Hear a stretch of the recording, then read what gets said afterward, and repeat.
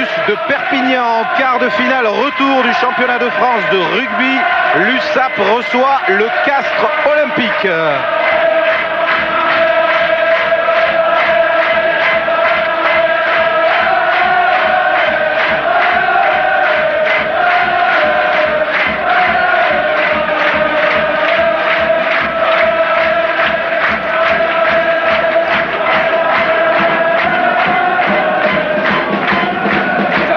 Bonjour à tous, sacrée ambiance, vous l'avez vu. Alors pour résumer la situation, on peut dire que lors des matchs allés, aucune équipe n'a atteint le point de non-retour. C'est donc que les matchs retour vont être très serrés, à commencer par ce Perpignan-Castres dans un stade Gilbert Brutus en délire. Gilbert Brutus, c'est le stade du 13 catalan, mais qu'il a prêté aux voisins quinzistes parce que Aimé Giral, l'antre habituel de l'USAP, est en travaux. On y construit une grande tribune qui prouve les ambitions de Perpignan pour les saisons à venir. Ces ambitions, on en reparlera. Serge, bonjour. Bonjour Eric. 6 points d'avance pour Castres à l'issue du match aller. C'est sûr, ce ne sera pas suffisant. Très certainement pas. D'autant plus que lors de la première phase de championnat, ces deux équipes avaient eu des matchs très serrés, ne les séparant que d'un seul petit point. Et 6 points au niveau des quarts de finale, je crois très sincèrement, avec les arguments qu'elles peuvent revendiquer, elles peuvent avoir toutes les deux leur chance. Alors les caméras de François-Charles Bidot sont dans les vestiaires de Perpignan. C'était il y a quelques minutes. Les joueurs venaient d'arriver. Bernard Gouta se fait bander la cheville. Thomas Lièvremont reçoit quelques soins au poignet qui lui a causé quelques soucis. Voici le tableau des quarts de finale. C'est serré partout. C'est Montferrand qui a creusé le plus gros écart. 9 points d'avance sur Toulouse. 5 points d'avance pour Bègles. Match nul entre Narbonne et Colomiers. 6 points d'avance pour Castres. Vous verrez 3 de ces quarts de finale à la télévision ce week-end. 2 comme chaque année bien entendu sur Canal. Perpignan-Castres aujourd'hui. Colomiers-Narbonne demain à 14h35. Toulouse-Montferrand chez nos confrères de France 2 tout à l'heure à 16h. Le match Stade Français-Bègles ne sera pas télévisé. Si vous êtes en région parisienne et que vous avez envie de voir un très gros match de rugby, rendez-vous à Jean-Bouin demain, coup d'envoi à 15h. Voilà, et maintenant Serge, si on ose dire, on va commencer cette retransmission en faisant un retour sur le match aller pour voir ce qui s'est passé entre les deux équipes dimanche dernier au stade Pierre-Antoine de Castres. Regardez cette mêlée, Monsieur Pérez, l'arbitre, va siffler un coup franc. On est en début de match, coup franc pour les Castrés, que Séguier joue vite. Alors il y a une petite polémique autour des points qui vont suivre. On disait qu'on n'avait pas le droit de tenter de drop à la suite d'un coup franc. La règle a été modifiée. Les Castrés vont provoquer des points de fixation. Les Perpignanais ont plaqué. Le ballon est disponible pour Séguier qui donne à Castagnède qui passe le drop. 3-0 pour Castres. Monsieur Pérez accorde fort logiquement ce drop au Castré. Il était valable. Réplique perpignanaise. Dégagement raté de Saramea. Récupération Benoît Bello pour Perpignan. Bello qui passe, qui trouve le soutien de son troisième ligne d'Heureux. Il va y avoir une mêlée ouverte. Le ballon va sortir très vite pour basser. Beaucoup de volume de jeu côté perpignanais. Bello qui sert au cordeau. Le centre Plana qui va aplatir entre les barres avec la transformation de Bello. L'USAP mène sur la pelouse de Castres. Pour bien planter le décor, les quelques mauvais gestes qui ont entaché ce match, une manchette de Dallariva sur Bello, un plaquage à retardement de Payard sur Castagnède et puis un marché là de Fourni dans cette mêlée ouverte. Les deux Perpignanais vont recevoir des cartons jaunes et malgré ça, à 13 contre 15, Perpignan va marquer 6 points dans ce drop de Bello, alors que vous allez les voir sur le bord de la touche, eh bien Fourni et Payard ne sont pas sur la pelouse. Fin de première mi-temps, Séguier pour Castagnède, bis repetita, un drop de Thomas Castagnède qui avait aussi passé des pénalités. Mi-temps 13-12 pour Perpignan. Et en deuxième mi-temps, un petit en avant, là peut-être discret d'Allinger qui n'empêche pas les capitaines castrés d'aller marquer. Le score final 25-19 pour Castres. Rien n'est joué dans l'affrontement entre ces deux équipes. On est dans le vestiaire catalan avec Fourni ici au premier plan.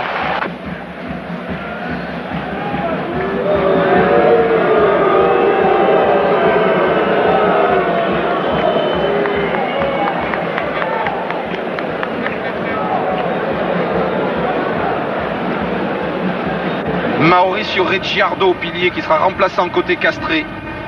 On rappellera que Perpignan a terminé premier de la poule 2 et numéro 2 de la première phase du championnat derrière Toulouse. Et les Castrés se sont qualifiés in extremis lors de la dernière journée contre Pau. Voilà, en battant Pau à domicile, vous l'aviez suivi lors de notre multiplex.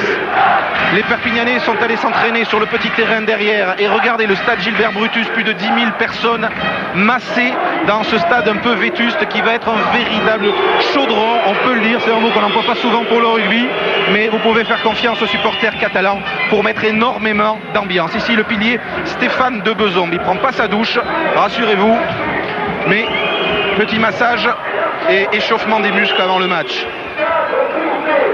Pilier gauche, Renaud Payard, assouplissement. Ces deux joueurs vont avoir un rôle essentiel parce qu'on sait que la mêlée catalane a souffert lors du match aller et ils ont perdu 5 ou 6 ballons sur leur propre introduction.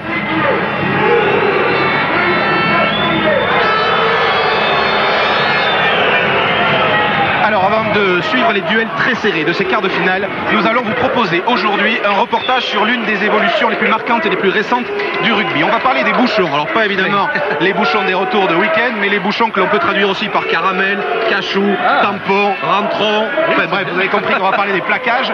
Les plaquages qui ont beaucoup évolué depuis la modification de certaines règles et aussi depuis le changement de gabarit des joueurs. On voit de moins en moins de plaquages aux jambes dans le rugby et de plus en plus de plaquages en haut du buste, en haut du torse, pour essayer de faire perdre le ballon à l'attaquant. Ce dossier sur les plaquages a été tourné par Stéphane Le Goff.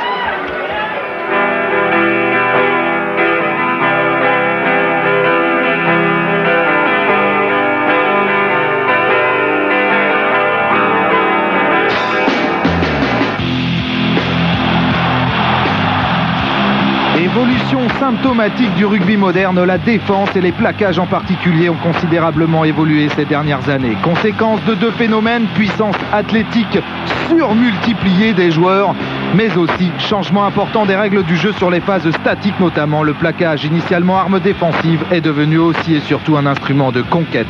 Forcément, ça change tout. Aujourd'hui, il y a moins d'incertitudes dans la conquête directe, à savoir la mêlée et la touche. Donc, il faut aller récupérer le ballon ailleurs. Et récupérer le ballon ailleurs, c'est au niveau de la défense, au niveau du plaquage. D'où ensuite, pour le défenseur, l'obligation d'être très, très explosif dans son plaquage, qui doit être un plaquage décisif.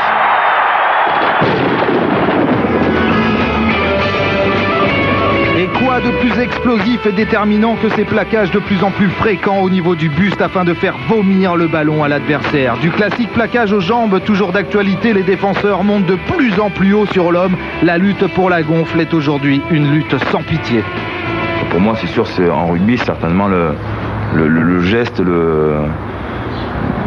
qui se rapproche le plus à une sorte de chaos, si on peut comparer ça en boxe, où c'est vraiment l'affrontement un contre un, et bon, les deux antagonistes ont envie de passer sur le corps de l'autre, donc c'est vraiment... Enfin, moi, si je fais un gros plaquage, je me relève, j'ai envie de regarder le gars que j'ai plaqué, c'est vraiment un grand défi, quoi.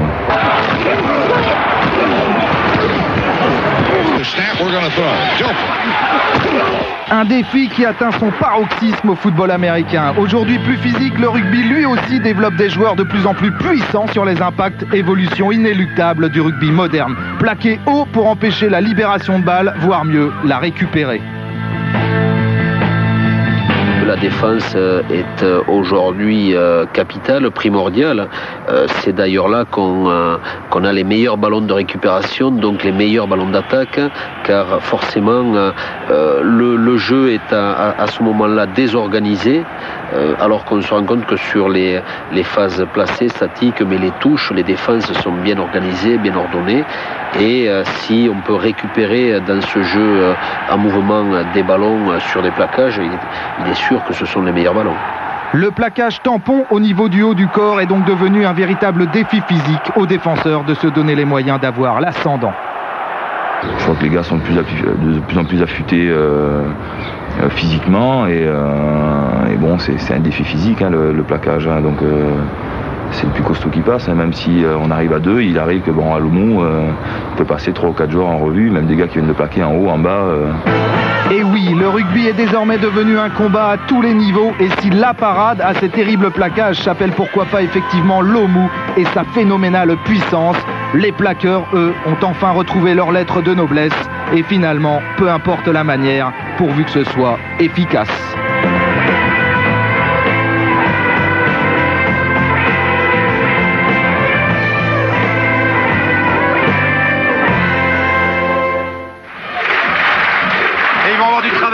vainqueur vraisemblablement cet après-midi. François-Charles Bidot a une image à nous montrer.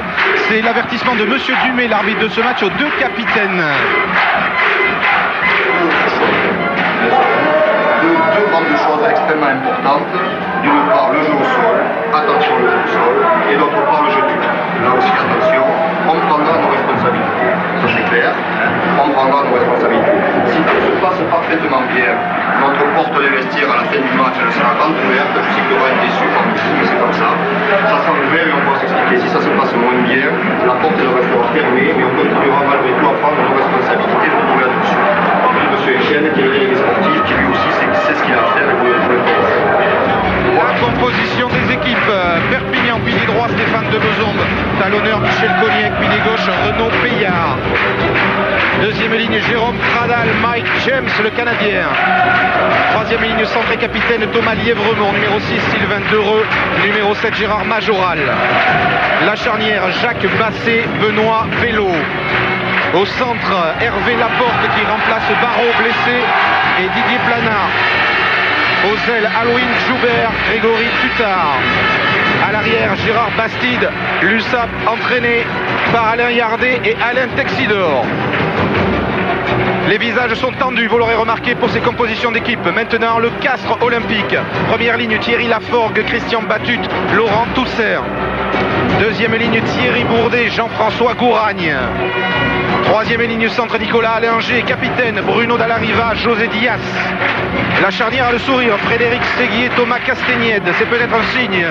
Au centre, Denis Bédé, Jean-Marc Oé. Aux ailes, Philippe Escal, Hugo Mola, première fois titulaire de sa saison et depuis sa grave blessure. À l'arrière, Olivier Saramea.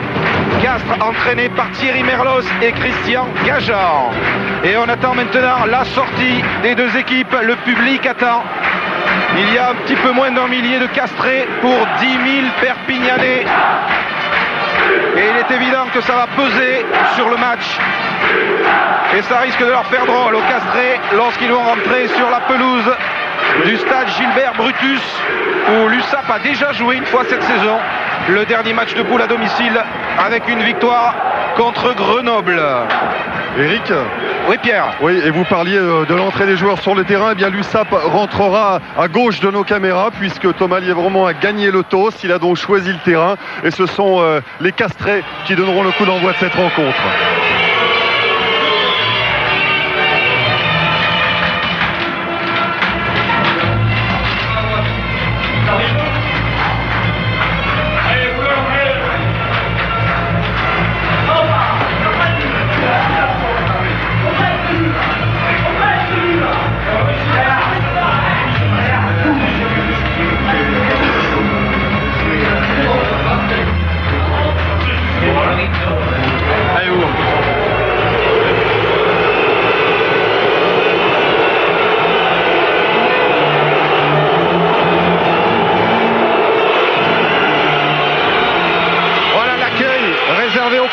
Et on va vous laisser écouter pendant 30 secondes d'ambiance la sortie de l'équipe de l'USAP.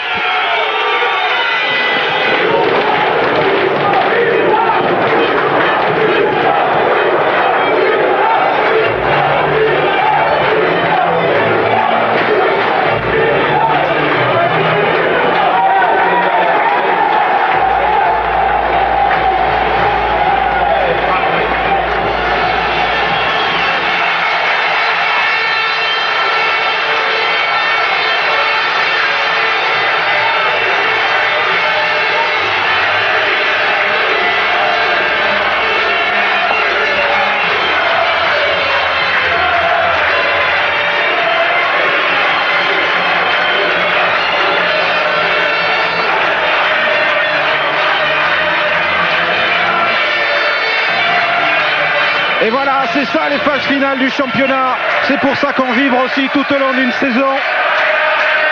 Et ça va être fantastique cet après-midi, comme si vous y étiez.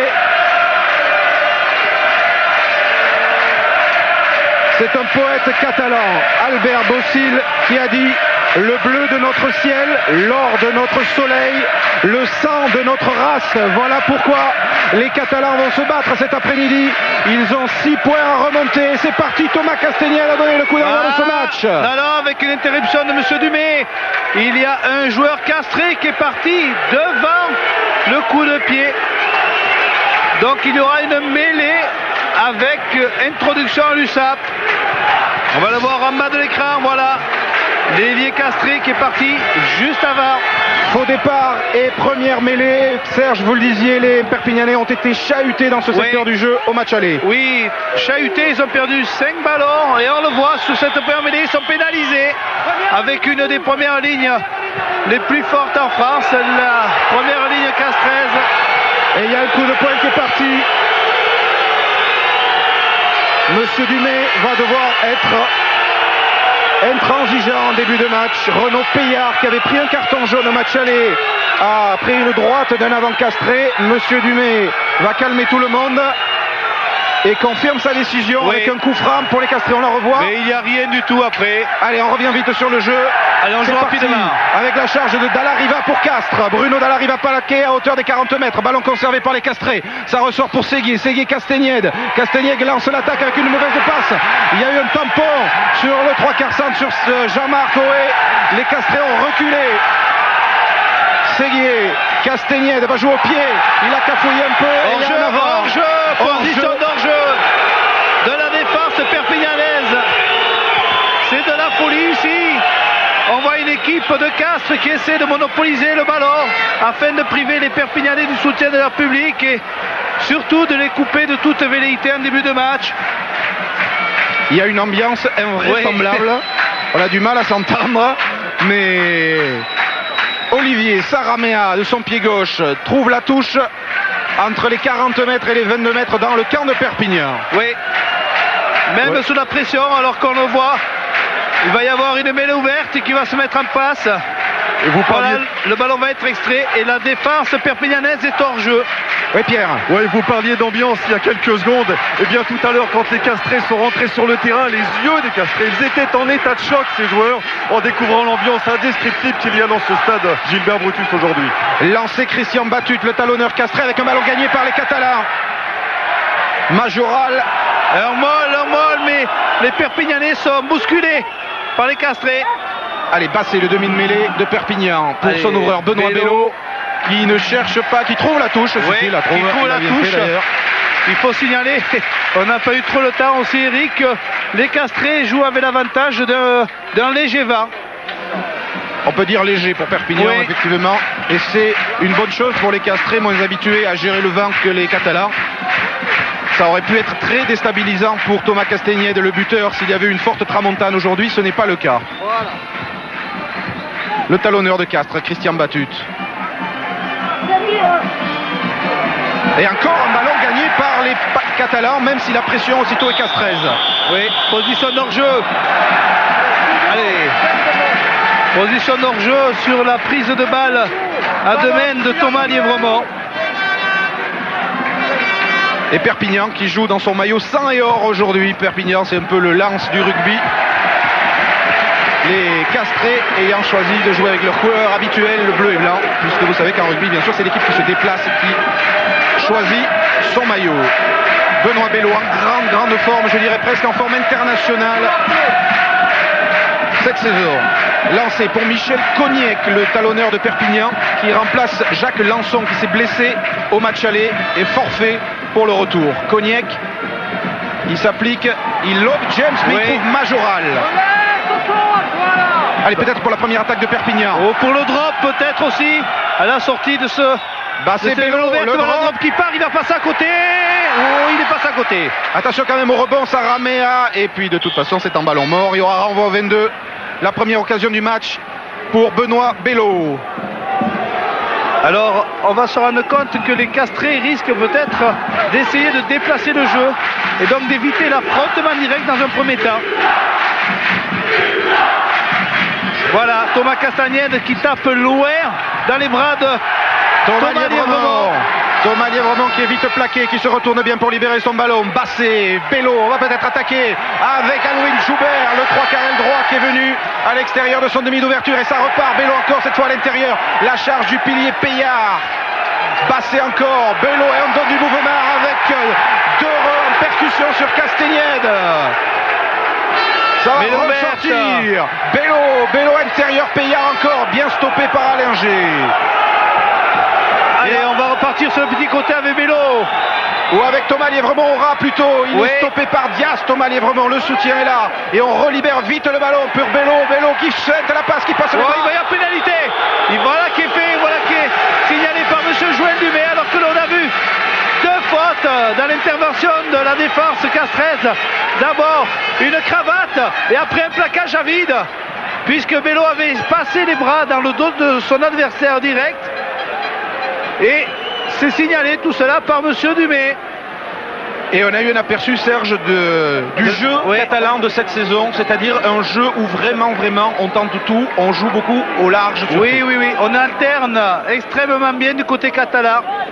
On va chercher le défi au ras, on l'éloigne un petit peu, on renverse. Ah oui, regardez, on voit le joueur perpignanais qui se tord vraisemblablement le genou. Espérons que ça ne va pas être trop grave. Oui, en cas de coup dur, on a fait descendre Laurent Saliès qui pourrait remplacer Benoît Bello, mais Benoît Bello a l'air de récupérer. Oui, mais enfin, là c'est quand même un point essentiel du match, parce que Bello, c'est vraiment la plaque tournante du jeu de l'USAP cette saison, c'est le meilleur marqueur. On a dit qu'il avait pris une dimension internationale au point que les entraîneurs de l'équipe de France pensent l'amener en tournée en Argentine, et là ce serait un terrible coup dur pour l'USAP si Benoît Bello devait sortir. Alors Laurent Saliès, effectivement, avec le numéro 17, est prêt à rentrer. Il a disputé quelques matchs, mais s'ils le perdent, c'est un pourcentage très élevé que les Perpignanais vont perdre cet après-midi. Un pourcentage de points, bien sûr. Ouais, parce qu'avec Thomas Lièvremont devant et Benoît Bello derrière, c'est autour d'eux que s'articule le jeu catalan. Et la blessure au genou de Benoît Bello qui se confirme, puisque vous voyez la civière, mais il ne veut pas monter sur la civière. Écoutez le public, il encourage. Oui, mais c'est fini, il sort, il quitte le terrain, Benoît Bello. Il a très mal. Et il grimace. C'est les ligaments, très certainement. Et on a vu, c'est sur le plaquage haut, mais c'est accidentellement qu'il s'est tordu le genou. Et là, c'est une donnée énorme qui change dans ce match entre Castres et Perpignan. C'est un peu comme si Castres perdait Castagnède. Benoît Bello obligé de quitter la pelouse pour un remplacement qui sera définitif. De toute façon, vous voyez son rictus, sa grimace. En torse, on saura quoi plus tard, mais le meneur de jeu catalan vient de quitter la pelouse. Remplacement donc avec Laurent Saliès. Bien sûr, c'est un joueur talentueux, Laurent Saliès, mais l'influence de Bello était énorme. On ne peut que vous le répéter. Et moralement même, je dirais, pour les joueurs de l'USAP, c'est sûrement très dur à supporter. Ils perdent aussi leur buteur et Laurent Saliès va le suppléer. Il faut quand même être fort dans sa tête parce que rentrer et taper la première pénalité du match, c'est pas du tout évident. Saliès, voilà qui est fait, ça passe à côté. Ça passe à droite. 0-0 ici entre Perpignan et Castres. 6 points d'avance pour Castres, vous le savez, sur l'ensemble des deux matchs pour l'instant. Et des cartes redistribuées avec la sortie de Benoît Bello. Coup d'envoi des 22, loin de Thomas Castagnède, dans les bras de l'autre leader perpignanais, Thomas Lièvremont, qui sait qu'il doit remettre vite son équipe dans le sens de la marche pour pas que la sortie de Bello les pénalise moralement. Saliès avec Alwin Joubert, bien pris par Dallariva. Bassé avec James Ora, retourné, il parvient à libérer son ballon. Bassé encore, Saliès pour Laporte. Avec un point de fixation, on va libérer dans le mouvement le ballon, voilà qui est fait. On repart au ras. Mais l'ouverte est position d'hors-jeu à nouveau. Pénalité pour Perpignan. Oui, avec une pénalité signalée contre les Castrés à cause de la première faute au sol. On l'a vu dans le geste, M. Dumais a reproché à la défense castraise d'aller dans le camp perpignanais. Alors blessé côté catalan, c'est le talonneur Cognac. On le voit, voilà, on a vu que le plaqueur est tombé dans le camp perpignanais. Il n'a pas pu se dégager à temps, il est pénalisé. Première faute signalée. Faute au sol contre les Bleus. Voilà, Michel Koniekevich. On attend, oui, top. Qui se fait appeler Michel Koniek, c'est plus simple. Talonneur aujourd'hui de l'USAP. Deuxième pénalité que va tenter Laurent Saliès, alors que Laurent Toussaint, le pilier gauche de Castres, est blessé lui aussi. On attend, hein. Ah, c'est une entame de match qui fait des dégâts. Tout à fait correct, avec un engagement physique impressionnant. Et donc surtout amené par les Perpignanais, puisqu'ils sont maîtres du ballon depuis le départ de la rencontre. Alors on voit un coup de genou, vous avez vu, c'est un coup de genou sur Toussaint. Alors dans la deuxième tentative de Laurent Saliès, je vous rappelle les performances de ces deux clubs l'an dernier lors des phases finales. Les deux avaient été éliminés en 8e et les deux de 3 points. L'USAP par Bègle et Castres par Pau. Et cette année, une de ces deux équipes sera en demi-finale du championnat. Et en demi-finale, le vainqueur de ce match rencontrera le vainqueur de l'affrontement entre Colomiers et Narbonne, que vous suivrez demain devant les caméras de Canal, 14h35. Laurent Saliès. Énorme charge sur les épaules de ce jeune garçon. Complètement raté. Rentrer comme ça dans un stade aussi chaud, avec la difficulté de devenir le buteur de l'équipe, c'est sans doute très lourd pour ce garçon. Maintenant on va lui laisser le temps parce qu'il vient de rentrer. Il aura peut-être le temps de rentrer petit à petit dans le match. Encore une fois, Thomas Castagnier de très loin sur Saliès justement. Temporise un peu. Allez, il faut remonter, il faut se presser pour remonter. Oui, parce que ça n'allait pas rentrer dans l'embut. Un petit coup de pied par-dessus. Il prend des risques, Laurent Saliès, il peut avoir le rebond. Oui, il a été retenu par le maillot. Il y a un Navarre juste qui a précédé la faute de tirage de maillot. Il y a un Navarre rouge. Il y aura une mêlée avec introduction pour Castres. Ne me dites pas que Saliès s'est fait mal aussi parce qu'il a du mal à se relever après cette action. On attend. Voilà, c'est avant la Navarre. C'est juste avant et c'est vrai qu'il y a eu un tirage de maillot. Attendez. Mais dans un deuxième temps. Voilà, il reprend sa place difficilement, Laurent Saliès. Introduction pour Frédéric Séguier, le demi-de-mêlée de Castres. Oui. J'ai des nouvelles à vous donner de Benoît Bello, elles sont pas bonnes. Elles ne sont pas bonnes du tout. Il a une sérieuse entorse selon le médecin du club. Et un petit geste quand même a fait remarquer après cette action, si vous voulez bien. Oui, alors qu'il y a une mésentente là entre les attaquants Castré, Bedé et Saramea. Ballon qui... Oui, attention, ballon, faute au sol très certainement. Oui, c'est la deuxième faute au sol. Contre les Castrés. Oui, alors que le ballon avait été perdu par les Castrés, récupéré par les Perpignanais. Et le joueur au sol est allé ratisser ce ballon dans le camp perpignanais. Serge, entorse du genou. C'est fini, c'est fini pour s'envole. C'est fini pour cette saison et surtout pour la tournée. Quelle tristesse pour Benoît Bello. Voilà, on voit la faute au sol d'Alariva qui va chercher le ballon dans le camp perpignanais. Et je vous parlais d'un beau geste de la part des Castrés. Philippe Garry qui a accompagné ses partenaires aujourd'hui mais qui ne joue pas et est allé dans le vestiaire réconforter Benoît Bello. Il l'a accompagné jusqu'à l'infirmerie. C'était un beau geste. Oui, c'était à souligner, d'autant quand même que l'entame du match n'a pas été parfaitement réglo de tous les côtés. Mais bon. Allez, lancé Michel Koniek pour l'USAP.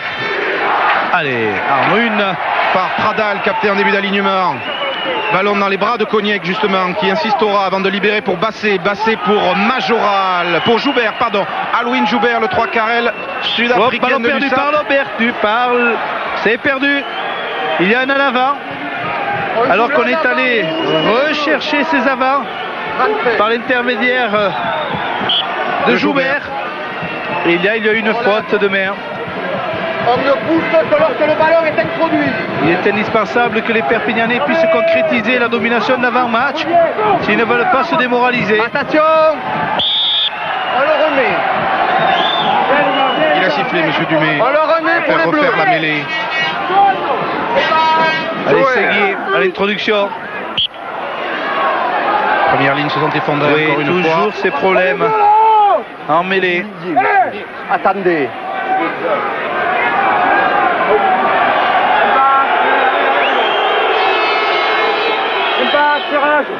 Oui. Non. Allez, en production Frédéric Séguier de nouveau. Cette fois ça tient. Et dans l'axe pour Castagnède, peut-être, non, pour lui-même, Séguier. Difficulté. Oh là là, il va pas trouver la touche. Il va pas avoir un ballon de relance pour Joubert. Halloween Joubert est parti. Et tampon énorme. Et puis il libère. Hop, il récupère le ballon, c'est bon. Avec Saliès Chandel de l'ouvreur de Perpignan. Ça va être chaud, attention à la réception de ce ballon. Saramea, mais aussi Thomas Joral est sur lui. Il n'y a pas d'arrêt de volée en plus, fait signe Monsieur Dumais. Et les Catalans vont-ils récupérer le ballon? Ils sont sous les poteaux, Monsieur Dumais siffle introduction pour Perpignan. Oui, ballon chaud. Bonne réception en deux temps de Saramea. Et il a été pris sous la pression. L'arrière castré. Progression du pack perpignanais. Il récupère l'introduction sur cette mêlée. Toujours 0-0 et Perpignan qui a perdu son Monsieur Drop avec Bello qui en avait passé 13 cette saison. Départ de Thomas Lièvremont au ras de la mêlée. Encore 5 mètres, Bassé qui écarte, Saliès pour Tutard. Et c'est le premier essai du match sur son premier ballon inscrit par Grégory Tutard, un ancien trésiste qui est venu perforer la défense de Castres. Tutard qui est venu à hauteur de Laurent Saliès après ce point de fixation de Thomas Lièvremont. Et on a vu toute la puissance de l'ailier catalan qui a eu envie de dévorer l'espace, qui a eu envie d'aller derrière la ligne de but. Castrez, on le revoit ralenti, regardez, il échappe à 2 plaquages, à 3 plaquages, et il va plonger en terre promise. Il y a de la hargne dans cet essai. La puissance de Tutard. Et on parlait des plaquages à l'avant-match, là ils ont cherché à le prendre en haut aussi, mais ils n'y sont pas parvenus. Grégory Tutard qui s'est imposé en fin de saison à l'aile gauche de l'équipe de l'USAP. Et Laurent Saliès qui passe la transformation. 7-0 pour Perpignan qui pour l'instant est qualifié. Regardez ça, la vitesse à laquelle il arrivait Tutard pour s'arracher au plaquage de Dias, de Castagnède je crois aussi, et aller dans l'embut. Eric? Oui Pierre. Oui, je suis à côté d'Alain Yardé. Alain, j'allais vous demander comment allez-vous organiser votre équipe avec la sortie de Benoît Bello.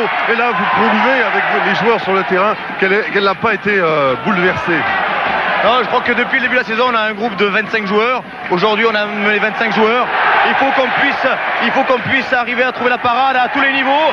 Et aujourd'hui, avec Laporte qui a pris le trou qui trébuche. Et Alain Yardé qui s'est interrompu, bien évidemment. Oui, pénalité. Son centre Pénalité, première faute au sol contre les Perpignanais. C'est James qui est allé dans le camp castré. Le point sur les fautes au sol. Mais ça fait 2 fautes au sol contre Castres et 1 faute au sol contre Perpignan. Et Olivier Saramea ramène le jeu dans le camp de Perpignan. Castres mené 7-0 ici sur la pelouse de Gilbert Brutus. C'est exactement le style de match auquel on s'attendait. Ça va être un grand quart de finale. Sans concession, sans cadeau. Physique. Et énormément d'engagement. Alors, Castres a un problème à régler en touche. Ils ont perdu 2 ballons sur leur lancée déjà. Et un troisième touche pas droite, ballon récupéré par les Castrés. De justesse, et de toute façon, M. Dumais a sifflé. Parce qu'il y a un lancé castré qui n'est pas droit, donc le choix est donné aux Perpignanais. Ils prennent une mêlée. Allez, à l'introduction, Jacques Bassé. Vous allez vous ligner, je vous prie. Et toujours ces légers problèmes en mêlée. Attendez. Jacques Bassé, le demi de mêlée de Perpignan, était le titulaire lors de la finale du Dumanoir gagnée en 94 par l'USAP, puisqu'Alain Macabio, qui jouait à la mêlée de Perpignan à l'époque, était en tournée avec l'équipe de France et que Macabio avait raté ce qui reste le dernier titre de l'USAP en date. Le coup de pied, le ballon dans l'air de jeu. Mola, Saramea se sont un peu gênés. Dégagement de Saramea. Ouh là là, il va trouver une superbe touche. En tout cas, il ramène nettement le jeu dans le camp de Perpignan et pratiquement à hauteur des 22 de l'USAP. Ici l'arrière, Gérard Bastide. C'est bon. Ici là. Et toujours ces problèmes à régler pour ces castrés qui ont intérêt à essayer de ménager, à essayer de contrer la fougue de leur adversaire et surtout à ne pas encaisser trop de points. On a vu que malgré la sortie de Bello, les Catalans, comme le disait Yardé, n'ont rien changé à leur système de jeu et qui vont continuer à envoyer les ballons au large. Cognac en début d'alignement, l'assurance de Jérôme Pradal, préféré en dernier moment à Alain Fourny, aux côtés de Mike James. Il a dévissé. Non, coup de pied complètement raté, mais Monsieur Dumais avait signalé une position d'hors-jeu de la 3e ligne castreuse, donc il revient à la faute, il n'y a pas d'avantage. Et tout bénéfice pour Perpignan, qui va pouvoir dégager en touche et récupérer le ballon sur le lancer.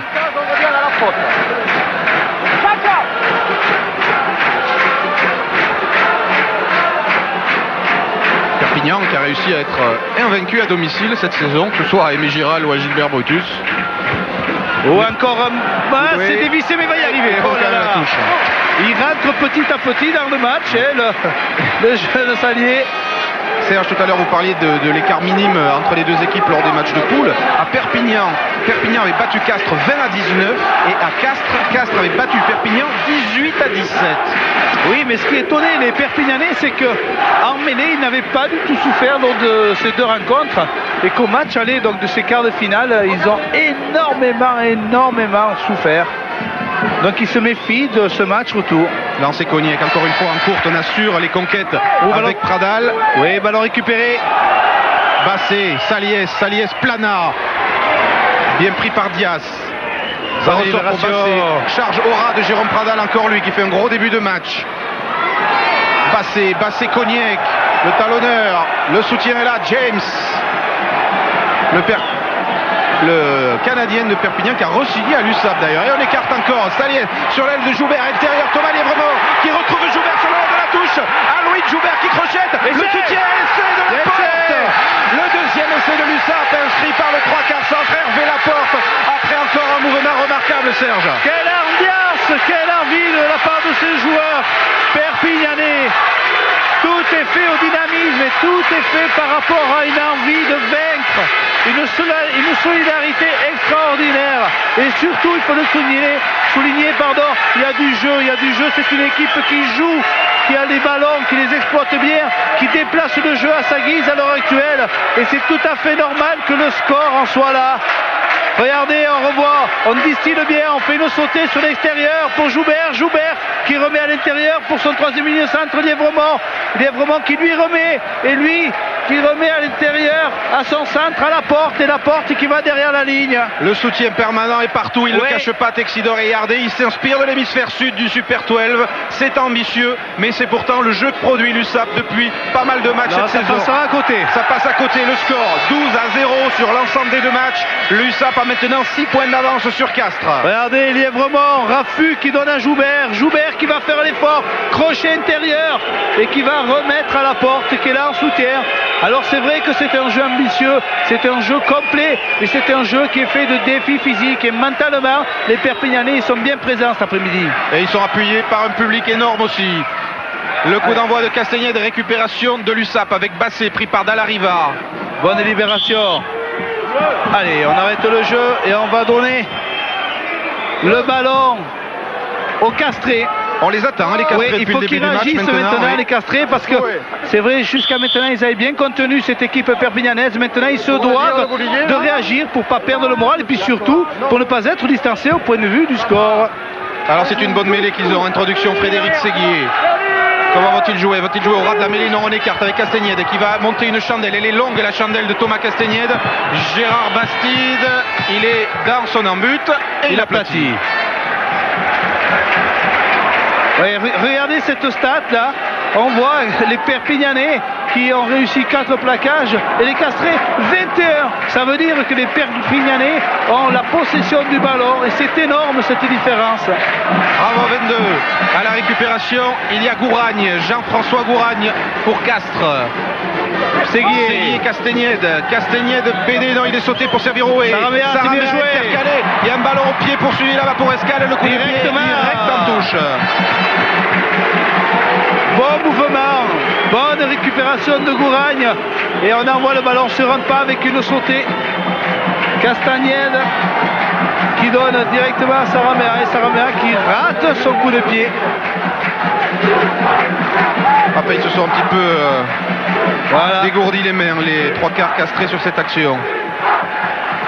Et là on voit l'ailier Escale qui demande de jouer au pied dans le dos de l'adversaire.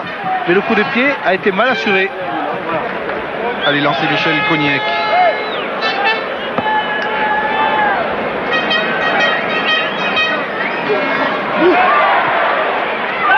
Bassé sous la pression de Diaz, trouve une petite touche et ce sera donc un lancer castré.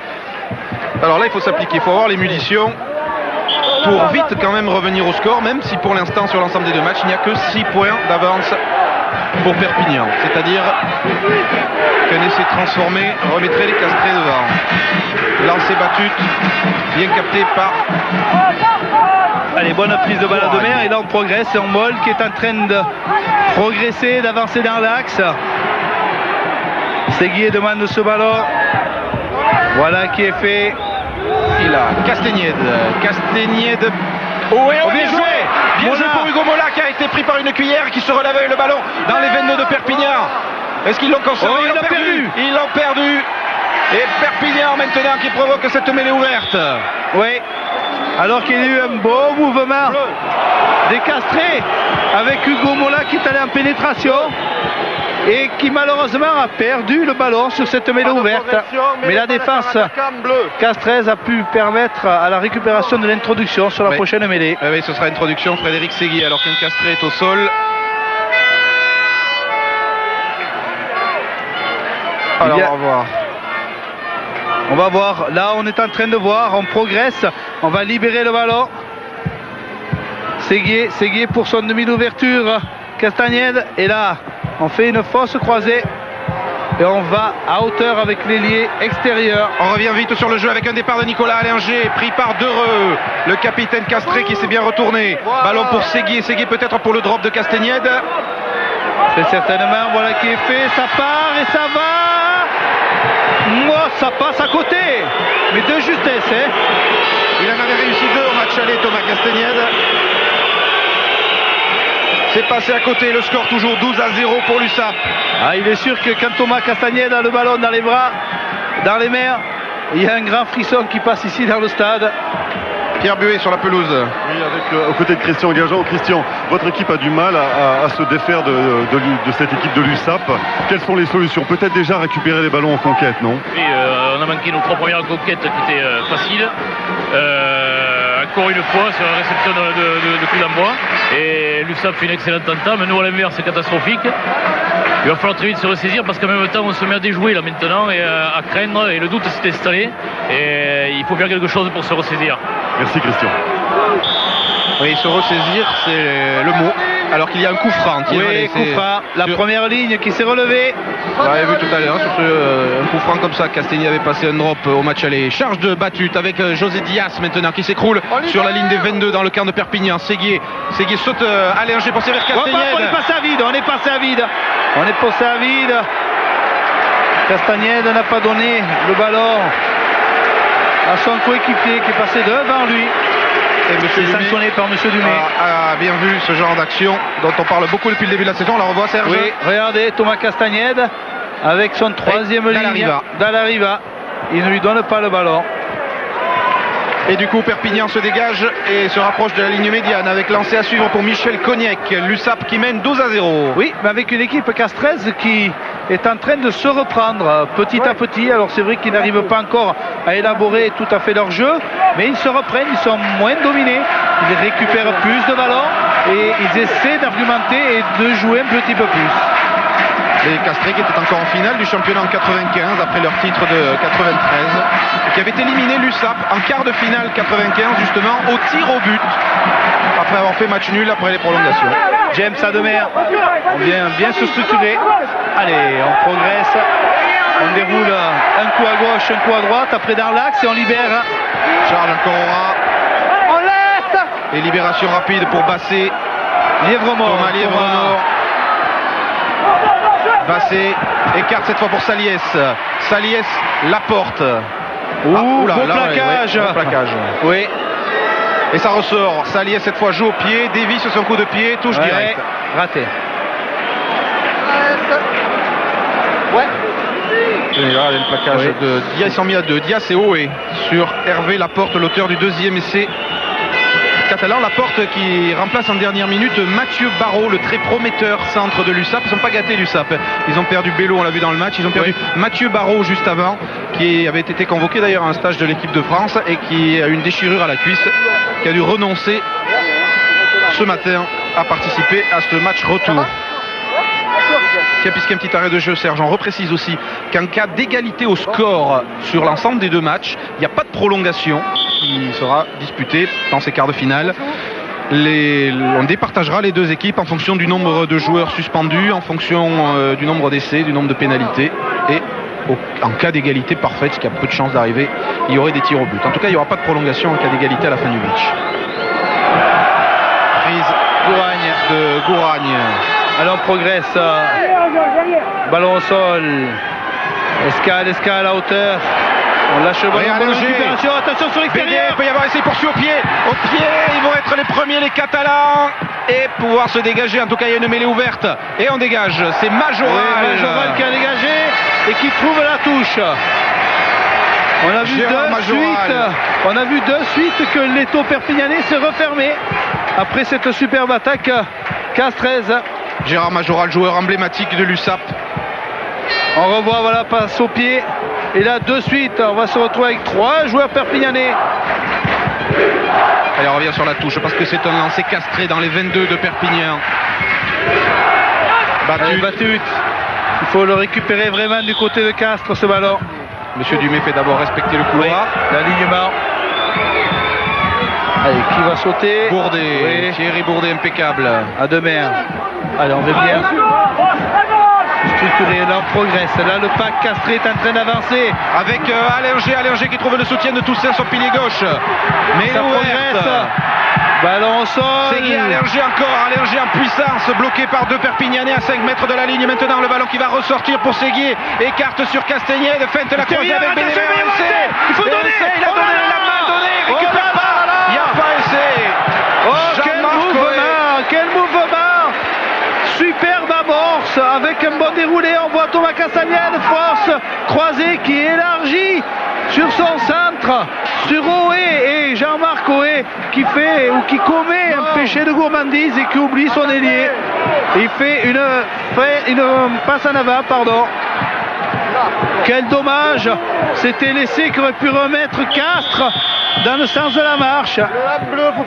Ça commence à chauffer. Ils se sont repris les Castrés. Ils sont dans le camp de Perpignan depuis quelques minutes. Ils sont pénalisés maintenant, les Castrés, sur cette mêlée. On pousse en travers, première ligne. Et c'est un coup franc pour Perpignan. Quelle action, mais quelle action. Bastille, il peut taper en touche, mais son équipe ne bénéficiera pas du lancer. Ah oui, là Jean-Marc Oé avait un ballon d'essai, une passe décisive à assurer pour Philippe Escale, qui aurait remis effectivement les Castrés dans le match. Mais pour l'instant, rien n'est joué. 12-0 pour Perpignan et 6 points d'avance pour l'USAP sur l'ensemble des deux matchs. On est obligé de vous le répéter souvent parce qu'il faut tenir compte évidemment des scores cumulés des deux matchs. Batut. Prise de balle, Bourdet. Dallariva au soutien. Allinger qui vient. Allez, ballon au sol, Seguier, Castagnède. Il est bien pris Thomas. Hop, il ne va pas se retourner. Oui. Voilà. Ballon récupéré par les Perpignanais, très certainement. Exactement. Voilà. Saliès. Oui, pour son pied gauche. Et il trouve la touche, même si elle est petite. Et les Perpignanais marquent le coup un petit peu. Avec une équipe castraise, bien sûr, qui s'engage plus, qui réagit. Et là, on voit Thomas Castagnède, regardez, qui va au défi. 1, 2, il fixe 2 adversaires. Il n'arrive pas à avoir le temps nécessaire de libérer son ballon. Au sandwich, Laporte est heureux sur Thomas Castagnède et bien sûr surveillé de très près. Lancé Castré. Prise de balle, début d'alignement en Bourdet. Et on est mieux réglé du côté de Castres maintenant. Et qu'on assure la conquête en début d'alignement. Et le Moll Castré qui progresse bien avec le ballon dans les bras de Thierry Laforgue. Allez, on repart. Avec Diaz. Seguier. Il attend le soutien de ses avants. Ballon mis à disposition avec Laforgue maintenant, le pilier droit. Laforgue. Et on écarte Castagnède BD. Hop là là. A cherché Adrien sur un pas, il a pris un tampon énorme, mais ballon conservé par les Castrés qui l'ont perdu maintenant. Récupération de Pradal pour Perpignan. Il y a peut-être un bon ballon de Cortre pour l'USAP s'ils sortent vite. Bassé, gêné par Batut. Monsieur Dumais laisse l'avantage. Laisse l'avantage avec Laporte qui n'a pas pu passer les bras mais qui libère maintenant son ballon. Dans le Pénalité en revient. Mola vient de donner un grand coup de pied et pénalité. Pénalité en revient, ça n'a pas profité. Les Perpignanais avaient récupéré le ballon. Il y avait une faute et une position d'hors-jeu des Castrés. Monsieur Dumais a laissé jouer, il n'y a pas d'avantage, il revient. Alors Thomas Lièvremont appelle Gérard Bastide, l'arrière. Qu'est-ce qu'ils vont faire? Je pense pas qu'ils vont tenter. Non, il va taper un touche très certainement. On va se rapprocher, on va calmer le jeu. Il faut vraiment assurer ce coup de pied. Bon, voilà qui est fait. Petite touche. Oui, petite assurée. touche, mais il y a quand même un petit peu de vin. Voilà, regardez. Superbe défense perpignanaise.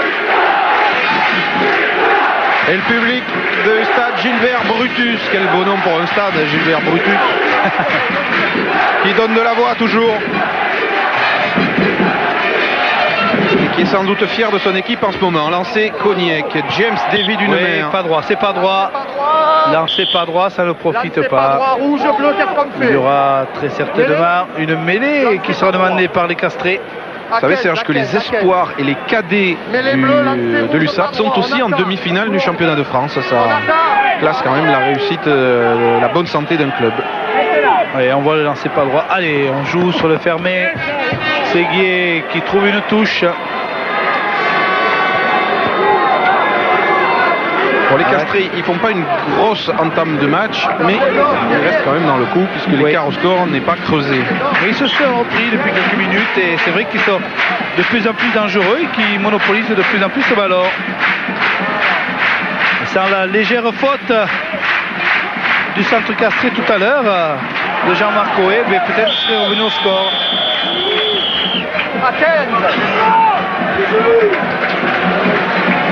Pénalité pour les Perpignanais. Oui. Vous rentrez côté rouge. On rentre sur les côtés. On prend le ballon à deux mains du côté de Perpignan et les Castrés viennent se mettre en position illicite et ils rentrent sur le côté du Mol. Regardez ce qui va se passer. Voilà. On voit le deuxième ligne Castré. Bourdet qui s'est fait sanctionner. Et bien du coup revoici les Catalans tout près des 22 de Castres avec lancé pour Michel Cognac.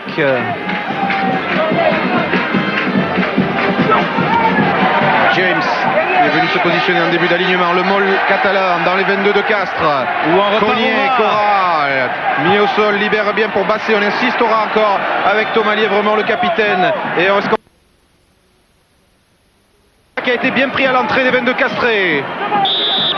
Rouge. Et mêlée, oui. Introduction USAP. Elle est ouverte, on a progressé. Et le ballon va être redonné à Perpignan. Et on voit toujours ce défi physique de cette équipe perpignanaise. Et là on voit Plana qui martèle et continue et essaie de faire en sorte que son équipe puisse avancer.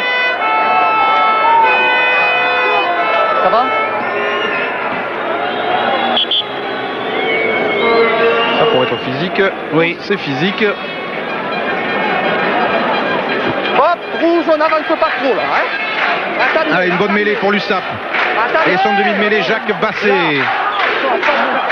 Dans les 22 Castrés. Le public a senti qu'en cette fin de première mi-temps serait une bonne idée de rajouter quelques points avant le retour au vestiaire. Bassé. Saliès, Laporte. Point de fixation, il faut libérer le ballon. Voilà qui est fait. D'heureux pour Majoral. Un nouveau point de fixation, on aura de la mêlée ouverte.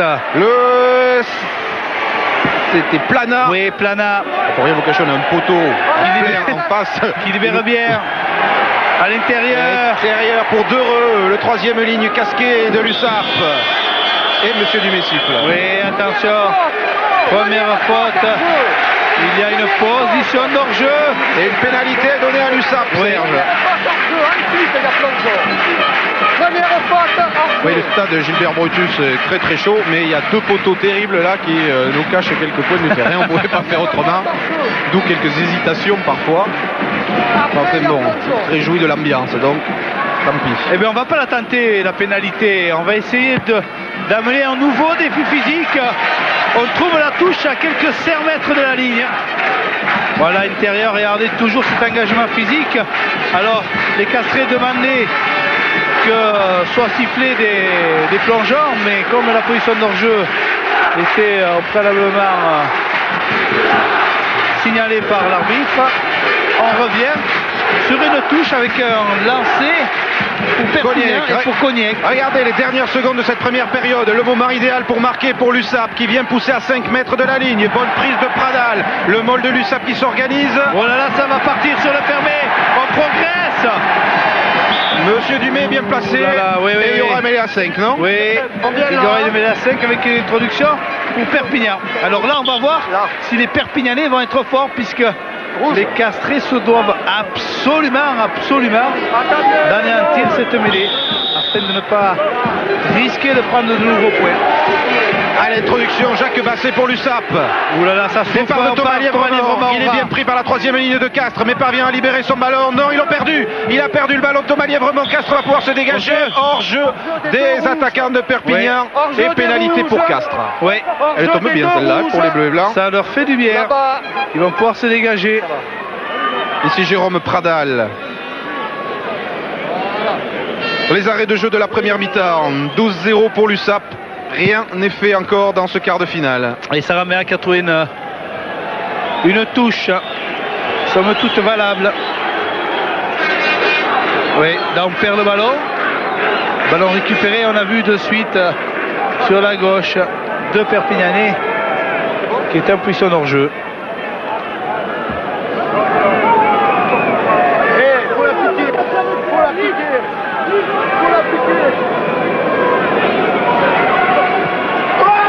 Attention, ce ballon m'a pas bien gagné. Sur le rouge. Oh là là, il y a pénalité. Rouge sans ballon. Pénalité contre Castres. Obstruction, on voit le geste, obstruction. C'est-à-dire qu'un Castré a défendu illicitement sur un Perpignanais qui n'avait pas le ballon. Alors qu'est-ce qu'on va faire? On va la tenter. Eh bien on va la tenter. Ça va être très certainement la dernière pénalité que Perpignan aura l'occasion de tenter lors de cette première période. Ben là ils ont bien raison. Regardez le drapeau de Coin là, vous voyez le drapeau au 22 là, il y a du vent. Mais là ça permet de gagner du temps et de finir tranquillement une première période où les Catalans ont marqué et où les Castrés n'ont pas marqué. Et on a vu le joueur battu. Le joueur castré qui a été pénalisé. On a changé de buteur, c'est pas Laurent Saliès là, mais c'est le droitier Gérard Bastide, l'arrière, qui va tenter cette pénalité. Ah, le maître artilleur Belot n'est plus là. Et le ballon s'élève, il va passer à côté. Et Castagnède aplati. Voilà, c'est la mi-temps. C'est la mi-temps. Le score 12-0 pour l'USAP de Perpignan. Pierre va essayer d'attraper l'un des acteurs sur le chemin du retour au vestiaire.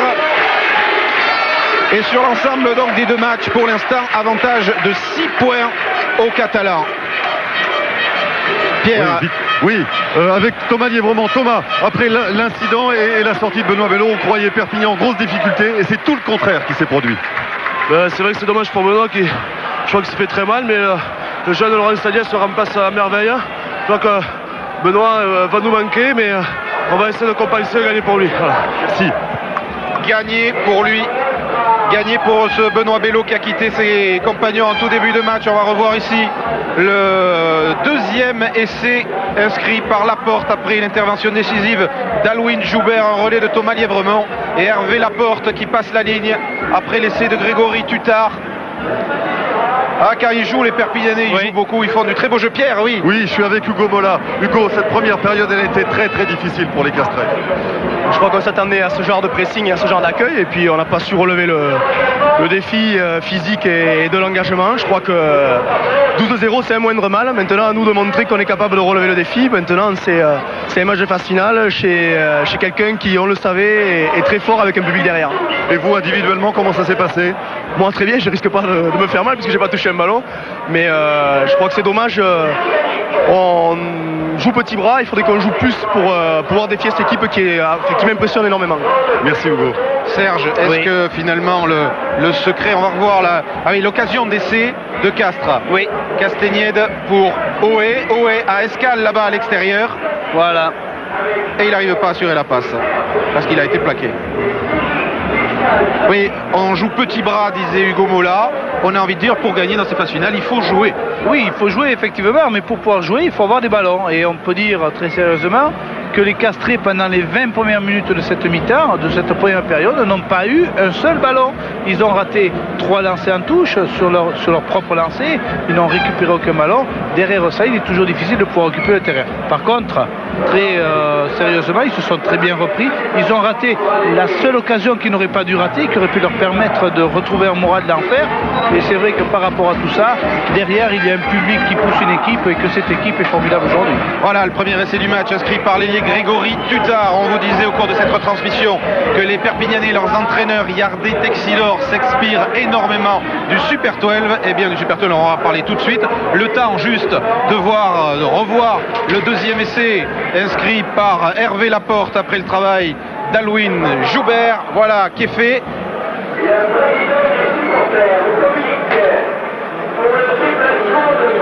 Voilà Laporte.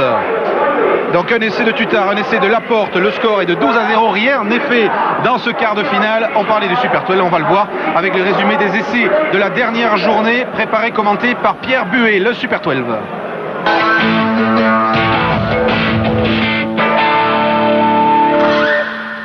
Depuis quelques semaines, on savait les Blues d'Auckland en pleine forme. Ils sont aujourd'hui carrément irrésistibles. Personne ne pourra dire le contraire, et surtout pas les joueurs sud-africains des Western Stormers, humiliés lors de la 9e journée, 74-28 par l'équipe de Graham Henry. Les Blues ont tout réussi dans ce match. Ils ont tenté les gestes les plus audacieux. Quelques exemples, cette passe en une fraction de seconde de Stensness à Carter pour l'essai de Ronnie Clark. Mark Carter, justement, 3e ligne des Blues, qui se montre tout au long du match plus vif et plus rapide que les meilleurs 3/4. Carter qui conclut ici son 2e essai de la partie et qui en ajoutera un 3e un peu plus tard.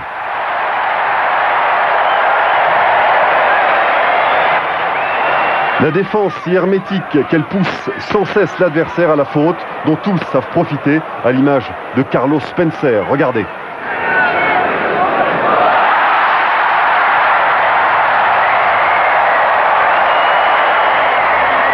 Et puisque l'on parle de gestes et de défense, que dire de ce plaquage d'Ronnie Clark sur Percy Montgomery?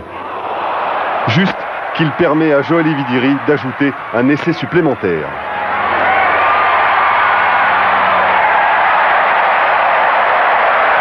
Et ça n'est pas fini, loin de là, sur cette action. Admirez la passe vissée du talonneur remplaçant Paul Mitchell. Il saute 2 joueurs et envoie Joël Evidiri inscrire son 2e essai.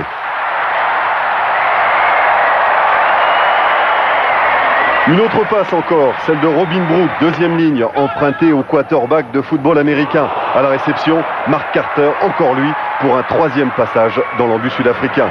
Parfaite après-midi d'automne, dira ironiquement la presse néo-zélandaise, et si le record du nombre de points marqués dans un match du Super 12 n'a pas été battu, et reste la propriété des Sharks, avec 75 points marqués contre Otago l'an passé, jamais une équipe n'avait inscrit 11 essais dans une rencontre de Super 12.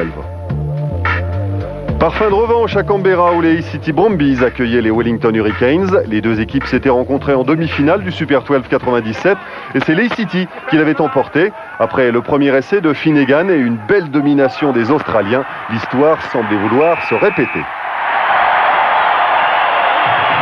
Mais le temps de fourbir leurs armes, les Hurricanes vont rapidement écarter cette hypothèse. Après ce regroupement, Preston écarte sur Bachop. Puis Jeremia, enfin Telea, qui feinte la passe et prend le trou. Qu'à faire d'un geste défensif superbe, circonvient Alex Telea avant de le plaquer au sol, mais trop tard, l'Ailier néo-zélandais a déjà donné son ballon et c'est Martin Leslie qui aplatit dans l'embut. Les Brumbies répliquent aussitôt sur cette touche à 5 mètres. Langford capte le ballon à 2 mains. Il est mis au sol. Ce ballon va sortir pour Gregan. Le demi de mêlée australien combine avec Owen Finnegan pour le deuxième essai du flanqueur de Leigh City. Dans les arrêts de jeu de la première période, toujours au même endroit, avec une mêlée à 5 mètres, cette fois, Gregan écarte grand côté pour Knox, un relais avec Larkham et Joe Ruff en bout de ligne apporte la touche finale. À la mi-temps, les Brumbies mènent 19-16.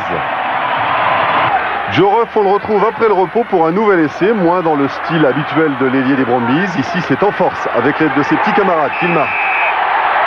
Et pendant ce temps, que faisait Christian Cullen, l'arrière des Wellington? Il attendait tout simplement son heure. Elle sonna en toute fin de partie, alors que Leigh City menait de 4 points. Cullen, encore une fois décisif, pour une victoire ric-rac de Wellington, 32-29. Hommage à Kitch Christie, juste avant la rencontre qui opposait les Coastal Sharks aux Waikato Chiefs.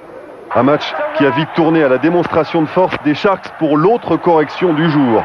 En effet, Gary Teichmann et ses partenaires ont infligé un sévère 52-18 aux Chiefs. Un homme s'est distingué dans cette partie, l'ailier gauche des Sharks, Stéphane Terblanche. À lui seul, ce jeune espoir de 22 ans a signé 4 des 7 essais inscrits par son équipe. Avec 9 essais sur l'ensemble de la compétition, Terre Blanche est actuellement le meilleur marqueur de ce Super 12. Totalement inconnu, avant le début de saison, cet ailier venu du Bolland est déjà sur les tablettes de Nick Mallett, l'entraîneur des Springboks.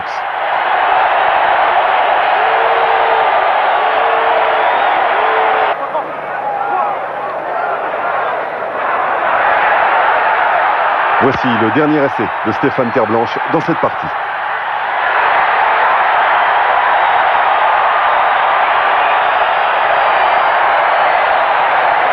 Avant de découvrir le classement, un détour par Brisbane, juste pour saluer la victoire du Queensland face aux Northern Bulls, 28-15. Un succès acquis grâce notamment à un doublé de Ben Tune, l'ailier des Wallabies. Voici ces 2 essais inscrits après la mi-temps. Les Australiens conservent de bonnes chances de se qualifier pour les demi-finales.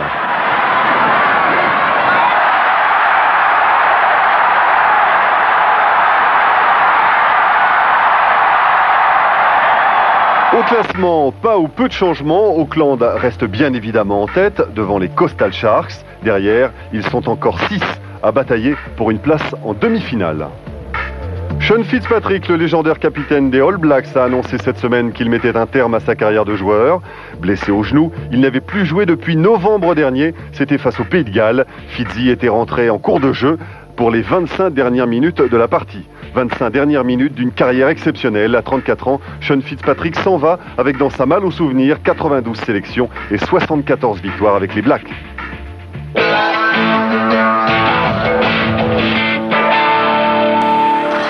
Alors d'abord, toutes nos excuses pour tous ceux d'entre vous qui ont attendu en vain le Super 12 dans l'équipe du dimanche dernier. On n'avait pas eu le temps de le passer. Vous verrez demain aux environs de minuit Canterbury contre Otago. Grosse info pour les amateurs de sport. Ce soir, 22h15, il y a de la boxe. 2 championnats du monde où seront engagés 2 Français, Fabrice Thiozo et Ashtine Cherifi, en direct sur Canal, 22h15 ce soir. Puis je vous rappelle notre rendez-vous de rugby, demain 14h35 pour l'autre quart de finale retour que nous diffuserons, Colomiers-Narbonne. Les joueurs sont sur la pelouse, ça peut repartir, monsieur Dumais. Oui, on va profiter de demander quelques mots à Thierry Merlos. Thierry, votre équipe a singulièrement manqué de ballon en première période. Quel a été votre discours dans le vestiaire pour améliorer cette situation? Oui, tout à fait. Bon, il nous a manqué quelques ballons pour pouvoir jouer. Puis on a essayé un peu de retrouver une unité, de croire un peu plus à ce qu'on fait et d'être entreprenant, quoi. On donne l'impression aussi de ne pas croire tout à fait à ce qu'on entreprend. Bon, c'est gênant. Bon, on espère que la deuxième mi-temps sera de notre acabit pour nous, quoi. Des changements? Oui, seul, il y a Hugo Mola qui est sorti et remplacé par Christophe Lucchio. Merci Thierry. Avec Castagnède qui a fait haut, il a pris un plaquage assez haut. Thomas Castagnède là. Ballon conservé par les Castrés avec Allinger qui sert le talonneur battu. Ils entament bien cette deuxième période. Les joueurs du Castres Olympique, même s'ils ont perdu le ballon, je crois, dans cette mêlée ouverte, oui. Et que monsieur Dumais siffle, Serge. Oui, il y a un en avant. Dans la mêlée sera bleue. Perpignanais. En avant au sol. Et il est vrai qu'il a raison, Thierry Merlos. L'entame de cette deuxième mi-temps va être très importante, où les Castrés se remettent de suite dans le sens de la marche et arrivent à concrétiser au moins 3 petits points, ou alors c'est l'USAP qui va définitivement enterrer le clou. 40 minutes pour une place en demi-finale du championnat de France de rugby.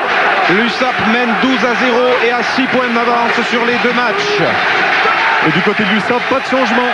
Merci Pierre. Alors qu'il y a une grosse pression en mêlée et que monsieur Dumais va être obligé de la faire refaire. Elle est gagnée par les bleus, on la remet bleue. Et on a vu des Perpignanais qui sont revenus avec une ardeur démonstrative lors de la mêlée. Allinger pour Séguier Saramea qui poursuit au pied sur l'aile de Philippe Escal. Saramea devancé par son vis-à-vis Bastide qui contre-attaque aussitôt en allant au contact sur Philippe Escal. Thomas Lièvremont est là au soutien sur le côté fermé, libère bien son ballon qui est échappé de Basset. Jacques Basset qui retrouve du soutien derrière. Dommage. Ballon que n'a pas pu capter Tutard. Il y a un petit en avant castré et monsieur Dumais siffle. Heureusement. Il y avait une touche précédemment. Alors on va voir. On voit le départ de Basset. Et là, regardez. Hop, oui, c'est une zone d'ombre. Il a mis juste le pied sur la ligne. Et le public du stade Gilbert Brutus qui donne de la voix en ce tout début de deuxième mi-temps, sachant que son équipe peut peut-être creuser l'écart d'entrée. Lancé pour Christian Batut, le talonneur de Castres. Et pour Gouragne sur la forgue. Et Moll de Castres. Transformé vite en mêlée ouverte, ballon qui ressort pour Séguier. Et Benoît Bello est venu s'installer à côté du banc des entraîneurs. Allez, ballon bien haut. Tapé par Castagnède, récupéré par dévié Castres. par Oé, puis Attention, Pradal qui récupère. Jérôme Pradal qui en a profité. Mêlée ouverte pour Perpignan, Majoral accroché par Dallariva. Mis au sol sur la ligne des 40. Ça ressort pour Basset. Bousculé par Gouragne. Est-ce que l'avantage va profiter? James qui repart au ras. Bonne série, bonne séquence catalane. Basset qui écarte. Saliès, Thomas Lièvremont. Qui échappe au plaquage de Bédé, qui se faufile comme un trocard avant d'être repris par Dallariva. Les Catalans sont rentrés dans les 22 de 4. Il y a pénalité pour eux en plus. Troisième faute au sol contre Castres. Et Thomas Lièvremont qui est venu impulser l'attaque de l'USAP en échappant à Bédé. Ouais, il est fort, monsieur Lièvremont. Regardez, il fait l'effort de suite. Il libère son ballon, il le met à la disposition de ses partenaires. Le leader exemplaire de cette équipe de l'USAP, orpheline de Benoît Bello, mais qui prouve, comme le disait Yardé tout à l'heure, que c'est vraiment un groupe de 25 joueurs. Et que même sans leur demi d'ouverture titulaire, ils arrivent à continuer à produire le même style de jeu. Et on peut leur tirer notre chapeau. Le coup de pied qu'il ne faut pas rater. Qui permettrait à l'USAP d'avoir 9 points d'avance sur l'ensemble des 2 matchs. Ouais. Laurent Saliès. Et qui obligerait les Castrés à jouer vraiment leur jeu et à marquer obligatoirement 2 fois. Et surtout en ayant un essai transformé. Allez, le ballon s'élève et passe entre les poteaux. Cela fait 15-0 pour Perpignan. Pénalité réussie par Laurent Saliès.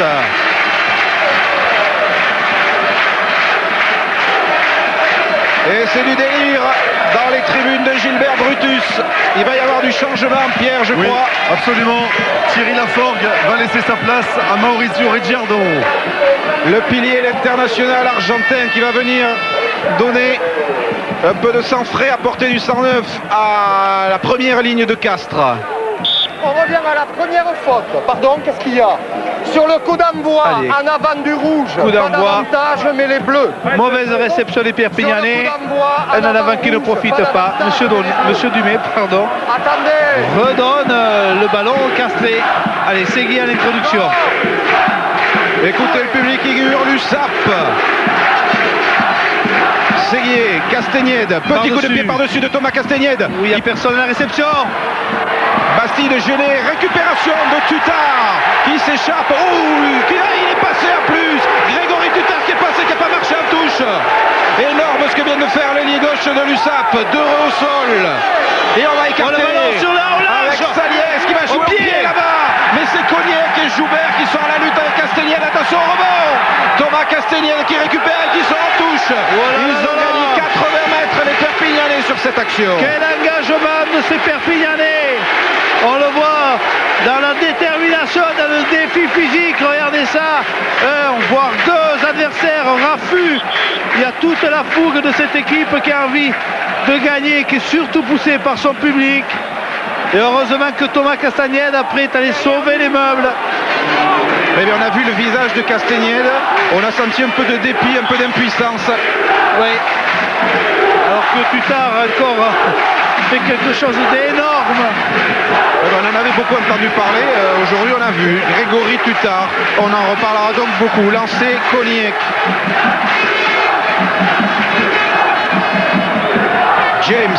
James pour Bassé. Et c'est Jérôme Pradal qui charge et qui a fait 5 mètres avant d'être stoppé. Mais l'introduction Perpignan dans les 22 de Castres. On est sur la mauvaise pente du côté de Castres. Il ne faut pas subir et surtout il ne faut pas craquer maintenant. S'il y a le moindre point qui est encaissé maintenant, ce sera très difficile de pouvoir revenir. Allez, il faut se reprendre sur la mêlée. Le talonneur de l'USAP n'a pas pu se mettre en mêlée convenablement. Voilà qui est fait. Introduction Bassé. Peut-être pour un départ de Thomas Lièvremont. Et ballon perdu, Ils ont perdu le ballon. L'effort de la mêlée castraise a payé cette fois.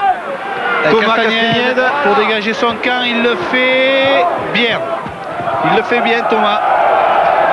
Sans enthousiasme, mais oui bien. Oui, on va procéder à deux changements du côté de Castres. On va changer carrément la deuxième ligne. On fait rentrer Colin Gaston et Laurent Bonventre.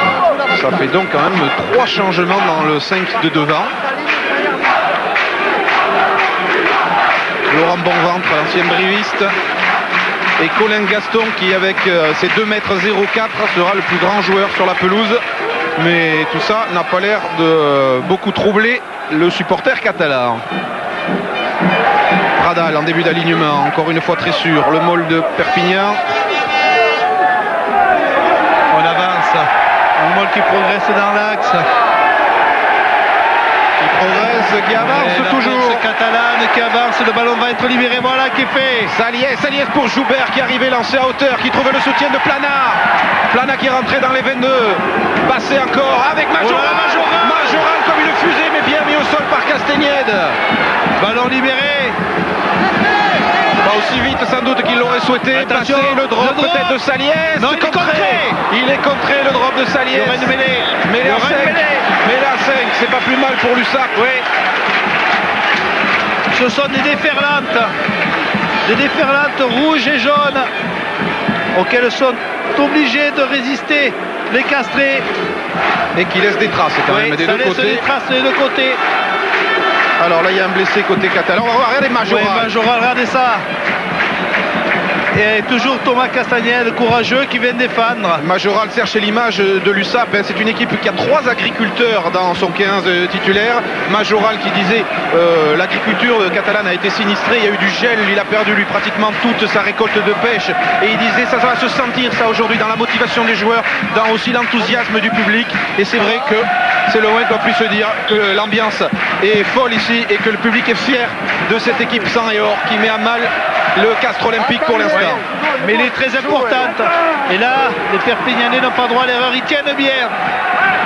Le ballon est dans les pieds de Thomas Lièvremont qui le ramasse, qui sert son demi-de-mêlée, qui redonne intérieur sur Dereux. Bonne libération. Ça ressort pour Bassé, il va partir extérieur. Il y a Bassé qui arrive lancé, mais qui a été bien stoppé par la défense. Non. Il y a 2 adversaires. Il y a 2 partenaires qui sont rentrés en contact. Le porteur du ballon est allé sur un partenaire qui était devant lui. Donc il y aura une mêlée avec une introduction pour Castres. Les Castrés s'en tirent bien, ils vont pouvoir se dégager.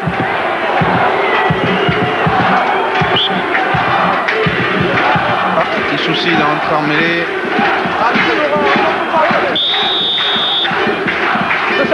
Décalé, rouge, reculez. Voilà.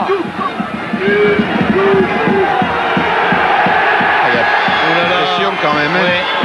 Thomas Lièvremont qui dégage bien son Castagnède. Lièvremont, pardon, Castagnède, merci Eric. Je t'en prie de Thomas. Merci, mais oui. Ils sont aussi bons l'un que l'autre, dans des registres différents. Imaginons que le Stade français se qualifie demain et que Perpignan se qualifie aujourd'hui. Il y aura 2 Lièvremont en demi-finale. Ouais. Marc Lièvremont à Paris et Thomas Lièvremont à Perpignan. Et il peut y avoir aussi 2 autres frères. Si Narbonne et Bègle se qualifient, les frères Berbizier, entraîneurs. Mais de toute façon, il n'y a pas de duel fratricide prévu avant la finale, puisque les équipes ne pourront pas se rencontrer avant le Stade de France. Alors, le remplacement annoncé tout à l'heure par Pierre Buet. Colin Gaston ici avec le numéro 21. Et Laurent Bonventre rentre en deuxième ligne en lieu et place de Jean-François Gouragne et de Thierry Bourdet. Est-ce que cela sera suffisant pour secouer les Castrés? On refait un point sur le score. 15-0 pour Perpignan et 9-0 en fait sur l'ensemble des 2 matchs pour l'USAP. Bien capté par James. C'est Saliès.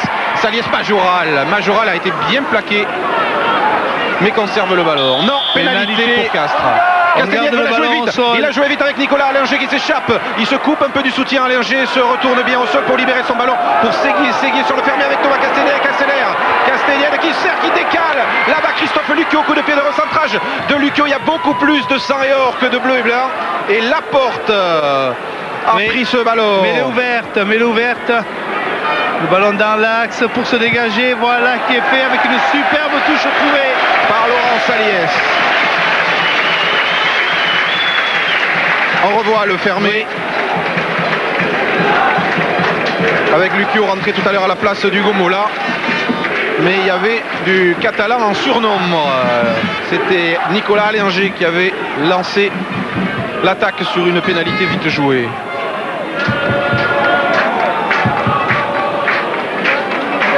Castré qui joue encore sur 2 tableaux, c'est-à-dire qu'ils sont qualifiés en Coupe de France. Ils joueront les quarts de finale une fois que le championnat sera terminé, mais sur la pelouse du Stade français. Non, mais pas sur le déblayage. J'ai vu. D'accord. Allez, Thomas Lièvremont reprend sa place dans l'alignement. C'est un lancer Castré. Les Castrés qui vont donc pouvoir s'appuyer maintenant sur les 2,04 m de Colin Gaston pour avoir des bonnes munitions en touche.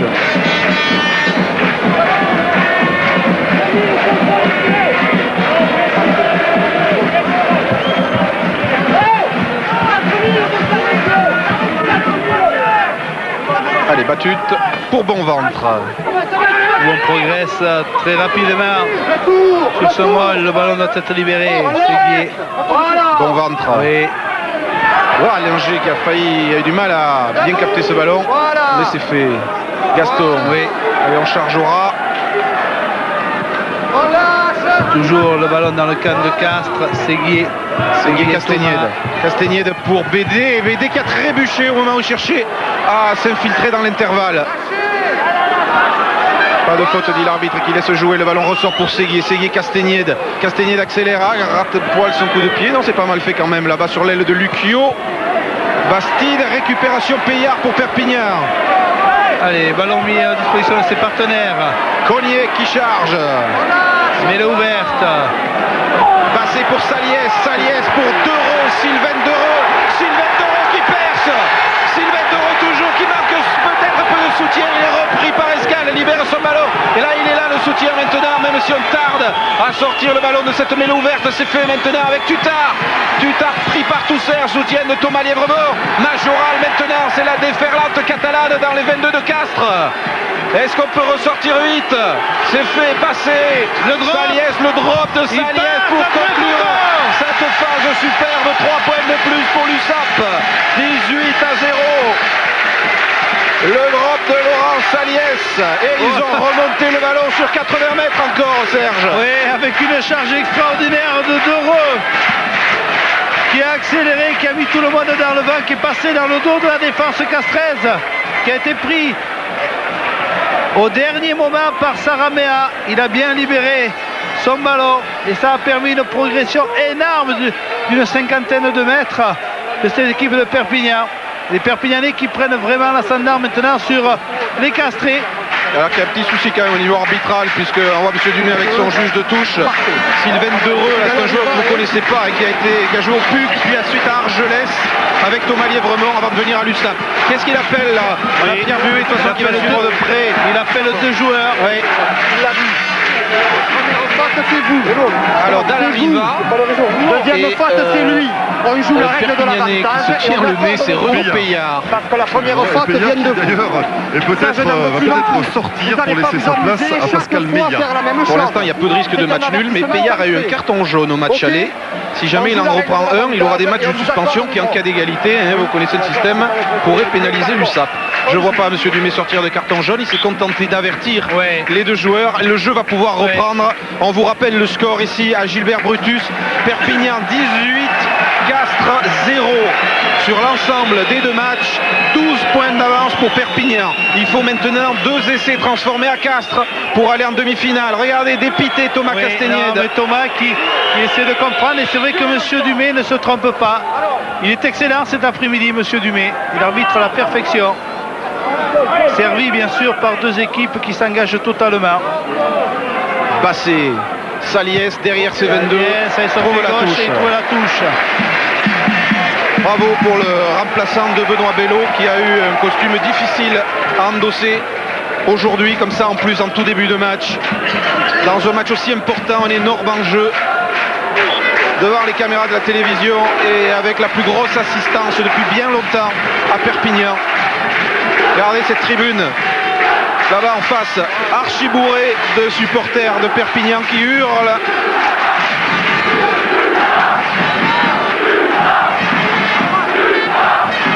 Lancé en fond de touche, gagné par Allinger. Allez lancer l'attaque bien avec Saramea qui est venu s'engager à grande vitesse mais qui est tombé sur Sylvain Dereux qui l'a bien plaqué. Le ballon ressort pour Séguier. Castaignède. Castaignède qui ne passe pas la défense de Perpignan, veille au grain.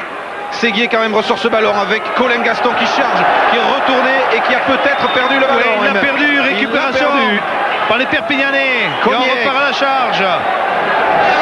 Toujours ce défi physique. Autant des avants que des 3/4. Saliès qui joue avec la attention, son coup de pied qui est récupéré par Lucio. Lucio bien fait sur l'extérieur avec Oé, mais la défense catalane est en surnombre encore une fois autour du Noël international. Jean-Marc Oé qui est coincé dans cette mêlée ouverte et qui récupère le ballon. Et oui, parce que la défense progresse et met à mal l'attaque castraise.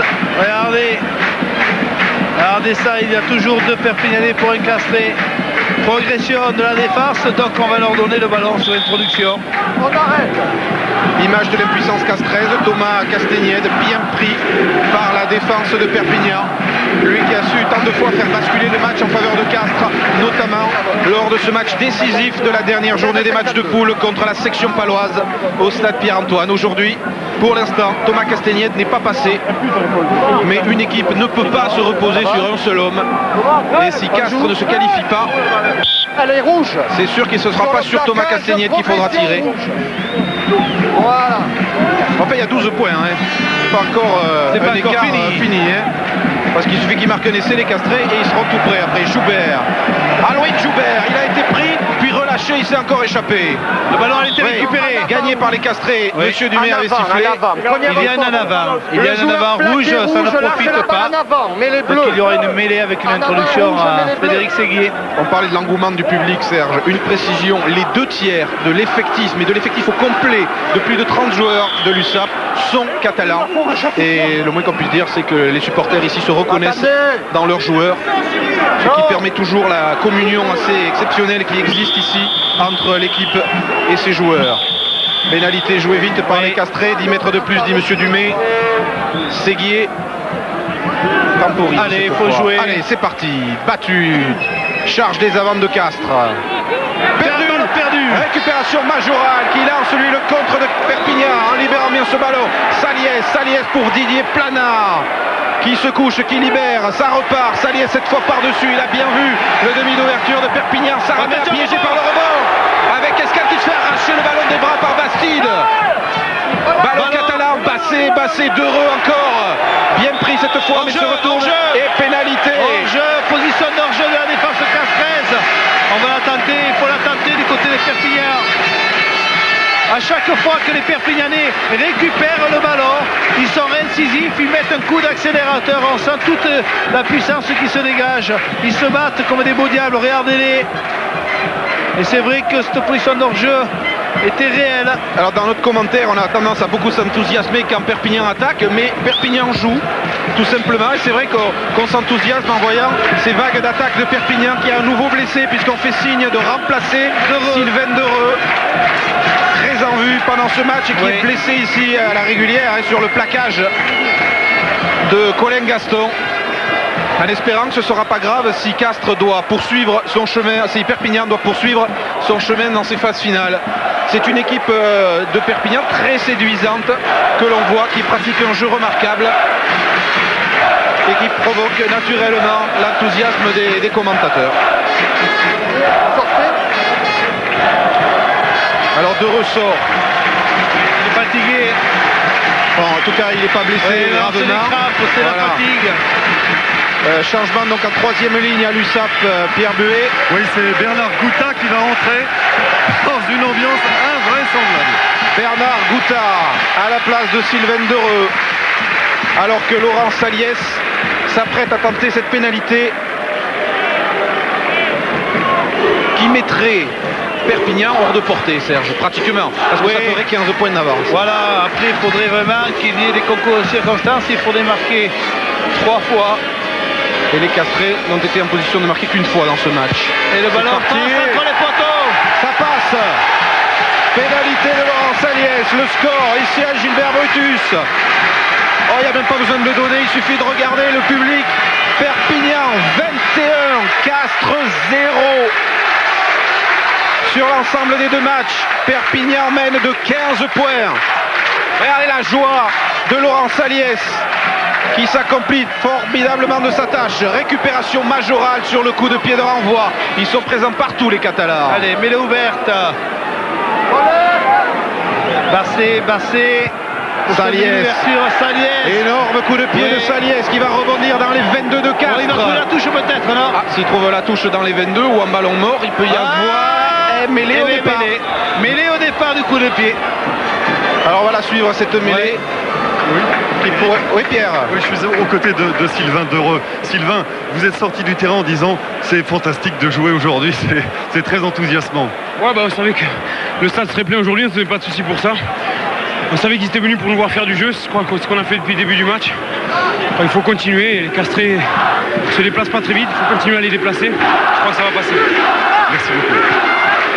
Comme toutes les équipes, Perpignan est en train d'essayer de recruter en ce moment. Imaginez les joueurs contactés qui voient cette ambiance dans ce stade, alors que les Castrés, Sarah Méa pour Escal.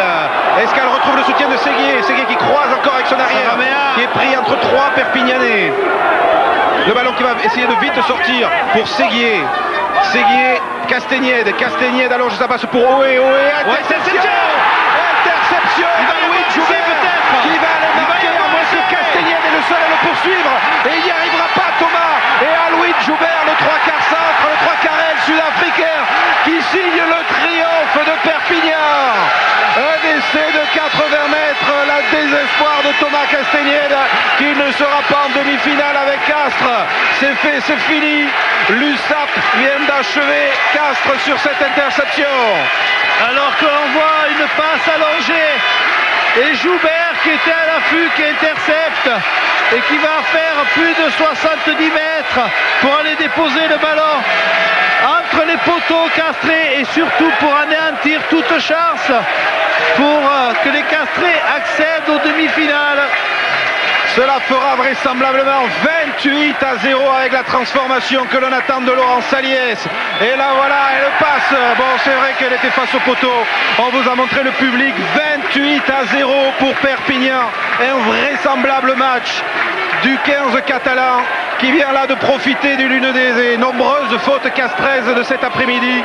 Et Alouine Joubert, venu de Stellenbosch en Afrique du Sud, vient conclure le triomphe catalan. Oui, des Castrés qui ont essayé de jouer, d'écarter et donc de mettre du mouvement, et ils se sont fait prendre leur propre jeu à cette fin de partie.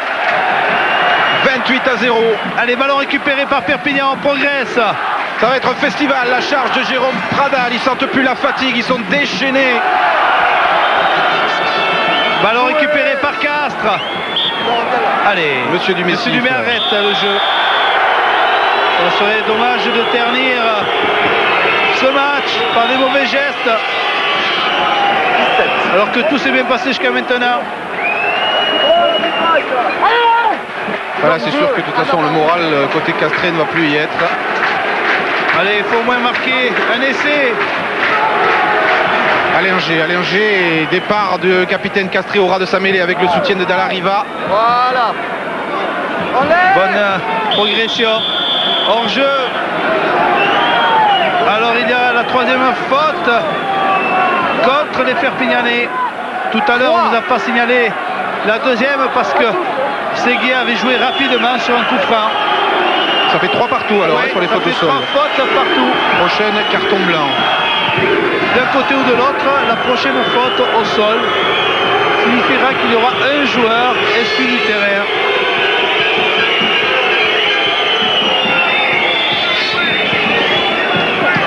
Allez, lancé sur la ligne des 22 de Perpignan pour Christian Batut. Non, tiens, on change de lanceur. Comme il y a quelques années, c'est Frédéric Séguier qui va lancer le demi de mêlée. Oui, et Olivier Olibo devrait rentrer à la place de Jérôme Pradal en deuxième ligne. C'est Pierre Séguier pour Escale. Philippe Escale s'engage franchement dans la défense de Perpignan. Il a été bien stoppé, le ballon qui ressort pour Dias. José Dias au ras, soutient de bon ventre. Ils sont plus qu'à 5 mètres de l'embut de Perpignan, les castrés. Séguier pour Escale encore. Escale lâche le ballon sur le plaquage. Ballon récupéré par les Perpignanais. Saliès dégage. Il débite son coup de pied. Parfait, il renvoie les castrés. C'est dommage cette faute sur le plaquage de la défense perpignanaise. L'attaque castraise doit essayer de mieux maîtriser sa position de balle. Regardez. C'est Escale qui est allé au contact et qui a subi le plaquage. Alors changement annoncé par Pierre Buet, Olivier Olibo à la place de Jérôme Pradal qui sort sous les acclamations avec le sourire et l'accolade à Alain Yardet. Là voici Olivier Olibo. Parce que maintenant les coachs Perpignan pensent déjà à la demi-finale de samedi prochain contre Colomiers ou Narbonne. Réponse demain sur Canal. Allinger en fond d'alignement. Reggiardo, Séguier, Thomas Castagnède pour Jean-Marc Coé. Mais entente encore dans la ligne d'attaque. Récupération Gouta pour Perpignan. Gouta qui n'a pas pu servir à l'extérieur là-bas, Joubert. Mais les Catalans sont revenus dans le camp de Castres. Allez, on défie encore Olibo justement pour l'un de ses premiers ballons qui charge. Oui. Progression des Perpignanais, le ballon le sera rendu. Et on voit toute l'agressivité de la défense qui récupère des ballons. Et on remonte le terrain. Regardez. Un plaquage, 2 plaquages, le soutien est là. Et il y a 3 Perpignanais, 4, 5 pour récupérer, pour repartir. Introduction Bassé. Bassé pour Joubert. Alouin Joubert. Difficile à arrêter, mais sa place a été interceptée. Ballon récupéré, Séguier, Castagnède, par-dessus. Petit coup de pied par-dessus. Le ballon peut-être non, c'est Laporte qui le devance. Laporte qui échappe au plaquage. Encore échappé à un autre plaquage. Là, il a été bien pris cette fois. Mais le ballon devrait ressortir pour les Perpignanais. C'est fait avec Cognac. On progresse encore, ballon libéré. Passé, Saliès, Tutard. 3 castrés pour arrêter Grégory Tutard. Et maintenant encore un relais de Olibo. Oh, c'est impressionnant, il n'arrête pas. Saliès pour Bastide. Encore au contact, on libère. Et les castrés qui plaquent. Saliès, attention en difficulté, il n'a pas pu contrôler le ballon. Récupération castreuse, Allinger, peut-être un contre pour aller au bout.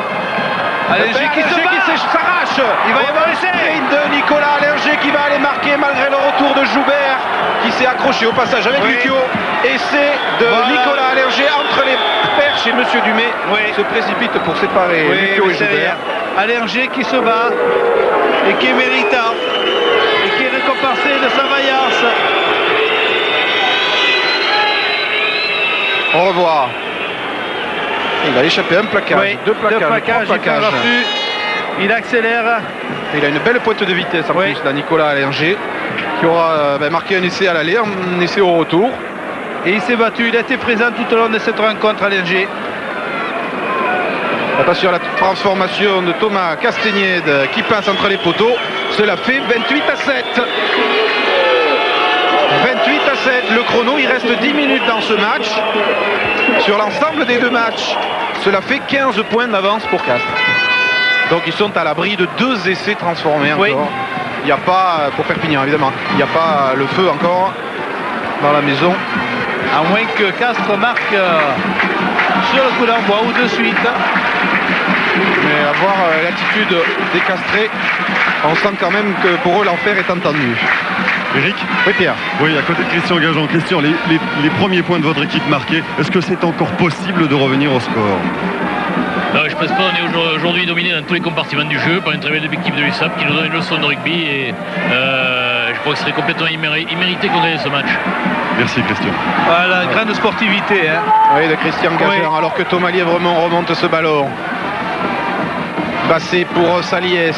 À l'intérieur, Saliès pour Cognac, le talonneur qui s'arrache avec le soutien de Gouta.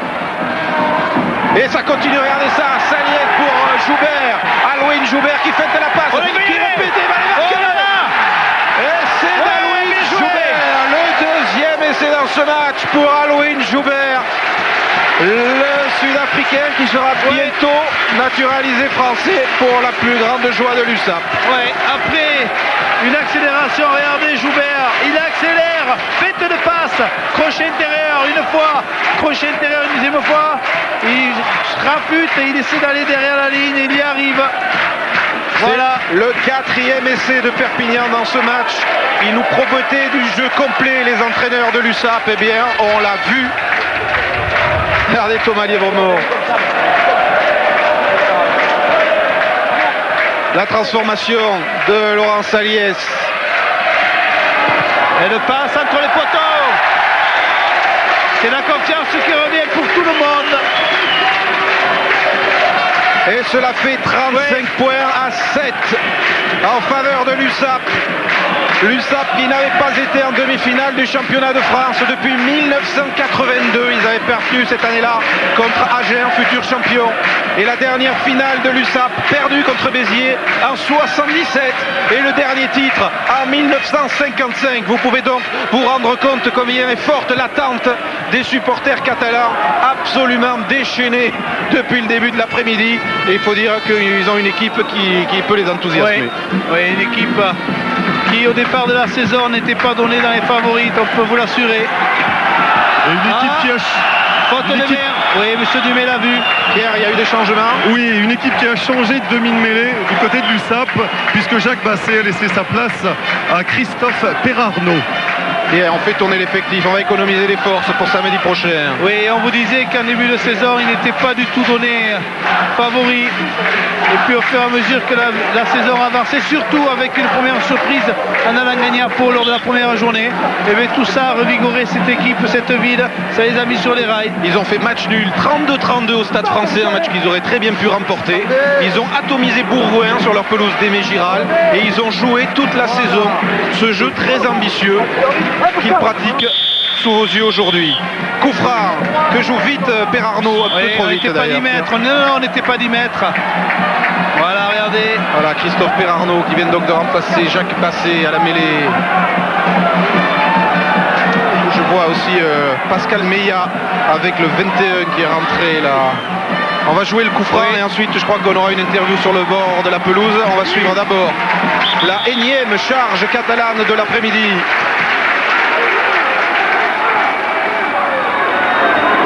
Oui, Eric, on peut peut-être... Juste une seconde, Pierre, on va suivre la fin de l'action. Saliès pour Joubert. Bien plaqué à l'entrée des 22. Récupération de Castres qui va essayer de contrer surtout sûrement avec Thomas Castagnède. Il ne sait pas trop où aller, Thomas. Il trouve là une solution avec BD pour Escale est pris, le soutien là de BD. Il l'a vu, monsieur Dumais. Pierre sur le bord de la pelouse. Oui, je suis avec Jacques Basset. Jacques, c'est la victoire du jeu, de l'enthousiasme, de la spontanéité aussi. Ah ouais, je crois que c'est clair, ouais. De par il n'y a qu'à voir le score, je crois que nous on a toujours voulu faire du jeu depuis le début de la saison. Et c'est pas parce qu'il y a un enjeu important, puisque c'est une place en demi-finale, qu'il faut pas jouer, il ne faut pas prendre du plaisir sur le terrain. Je crois qu'on le prouve aujourd'hui. Ouais. Merci beaucoup. compenser. Merci. Alors il y a des changements. Philippe Capelleri par exemple qui rentre à la place de Stéphane de Bezombe, le pilier droit, et la sortie aussi du Gérard Majoral remplacé. Regardez ça, la stat est fabuleuse. La stat est fabuleuse. Regardez, 80 plaquages pour les Castrés, 44 pour le Perpignanais. Ça veut dire que Perpignan domine, mais domine outrageusement. Tutard, Fournier rentré à la place de Majoral. Gouta, quel enthousiasme, quelle volonté et quelle détermination pour jouer, encore jouer, même si là ils sont pénalisés. Oui, pénalité. Il va y avoir très vraisemblablement un joueur perpignanais qui va sortir. Voilà, carton blanc. Ah, carton blanc, oui, pour Bernard Gouta. Donc ils vont jouer à 14. Voilà le chrono. Bon, mais Bernard Gouta, il va pas finir le match. Donc Perpignan va terminer à 14 puisqu'il reste 5 minutes de jeu. Écoutez le public qui crie, on est en demi, alors que Thomas Castagnède essaye de s'extirper de la défense, qui a un en avant de Ricciardo qui peut peut-être profiter aux Catalans. Monsieur Dumais siffle. Eric, oui. Je suis à côté de Gérald Majoral. Gérald, Eric parlait tout à l'heure de votre condition d'agriculteur et à la fois de joueur de rugby. Est-ce que ça vous fait une victoire comme ça, autant d'enthousiasme, autant d'ambiance, ça vous fait oublier les petits malheurs de l'agriculture en ce moment? Ben justement, je crois que dans tous les malheurs qui touchent la région au niveau des récoltes des fruits, je crois que le seul rayon de soleil au milieu de cette gelée noire, je crois que c'est l'USAP. Et je crois qu'on est tellement fiers de nos supporters, ils sont tellement fiers de nous que je crois qu'on se doit de maintenir ce rayon de soleil jusqu'au bout. C'est une osmose parfaite entre le public et son équipe. Ouais, je crois qu'aujourd'hui c'est une apothéose, je dirais. Et on a beaucoup travaillé et je savais que s'il n'y avait pas plus de 6 points d'écart entre Castres et nous, c'était à désespérer du rugby moderne qu'on veut pratiquer. Je crois qu'aujourd'hui c'est chose faite. Je crois que ça servira d'exemple pour tout le monde et j'espère que ça nous servira jusqu'au bout. Merci beaucoup. Je ne vous cache pas que pour aller en demi-finale, la demi-finale qui aura lieu à Nîmes, il va y avoir un chat dans les rues de Perpignan, alors que Castres ne baisse pas les bras, contre-attaque avec Saramea, puis Lucio maintenant. Lucio bien pris par Bastide, la passe n'est pas arrivée à Saramea. Ballon récupéré, non, ça cafouille. Cafouillage, qui va en profiter? Personne. Monsieur Dumais arrête. Monsieur Dumais arrête le jeu. Pour avoir vu les images du match aller, le Perpignan a joué comme ça aussi à Castres. Oui. Et certains Castrés n'étaient pas mécontents d'avoir gagné de 6 points ce match où les Catalans avaient démontré beaucoup plus de possibilités. Même si on est quand même un poil déçu par la performance castraise et qui a montré, l'équipe de Castres a montré de très belles choses cette saison, notamment en éliminant Pau. Mais là, la fougue était catalane. Plus que 3 minutes et Perpignan sera en demi, je parlais au futur, mais en fait ils y sont déjà. Allez, contré, Séguier. Allez, un ball qui progresse du côté de Castres. Le tour. Voilà. Séguier, Escale. Et encore la défense perpignanaise. Elle en progresse quand même. Non, le ballon ne va pas sortir. Monsieur Dumais a arrêté le jeu. Un ball créé par les Castrés. Le ballon ne sort pas. C'est tout à fait logique qu'on rende le ballon à Perpignan. On a beaucoup parlé du jeu complet fait par Perpignan, en soulignant quand même que la mêlée de Perpignan a bien tenu le choc aujourd'hui, alors qu'elle avait été largement dominée dimanche dernier. Et moralement, ils ont pris même l'ascendant sur certaines phases. Saliès dégage et trouve la touche. Et tout ça en ayant perdu Benoît Bello dès les premières minutes. Mais Laurent Saliès s'est bien chargé de continuer l'œuvre entreprise avec le demi d'ouverture titulaire. Mais il faut dire aussi qu'il ne faut pas être sévère avec les Castrés, même si ils ont l'impression d'être impuissants aujourd'hui. Je crois qu'ils ont en face d'eux une équipe qui est totalement survoltée. La réussite étant là, et c'est vrai qu'avec l'envie qu'on leur connaît, les Castrés devront faire en sorte de passer une bonne intersaison et se préparer pour l'année prochaine. Mais surtout, il faut reconnaître l'extraordinaire match de ces Perpignanais. Castagnède passe dans les chevilles de Saramea. Récupération de Perpignan avec Laporte, repris par Escale, soutien de Tutard. Il va falloir être fort pour empêcher Tutard d'aller marquer. Castagnède s'accroche à lui, soutien de Plana et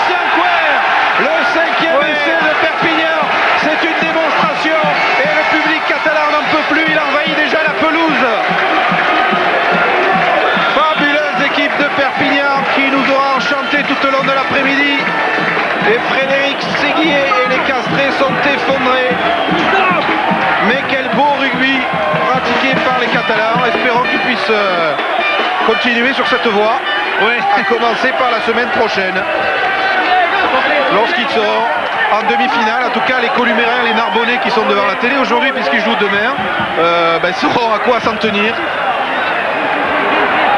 Allez, très certainement que M. Dumais, dans sa grande sagesse, va faire taper la transformation et puis et arrêter. Il ferait bien d'arrêter. Voilà, Thomas Lièvremont qui demande aux supporters de regagner.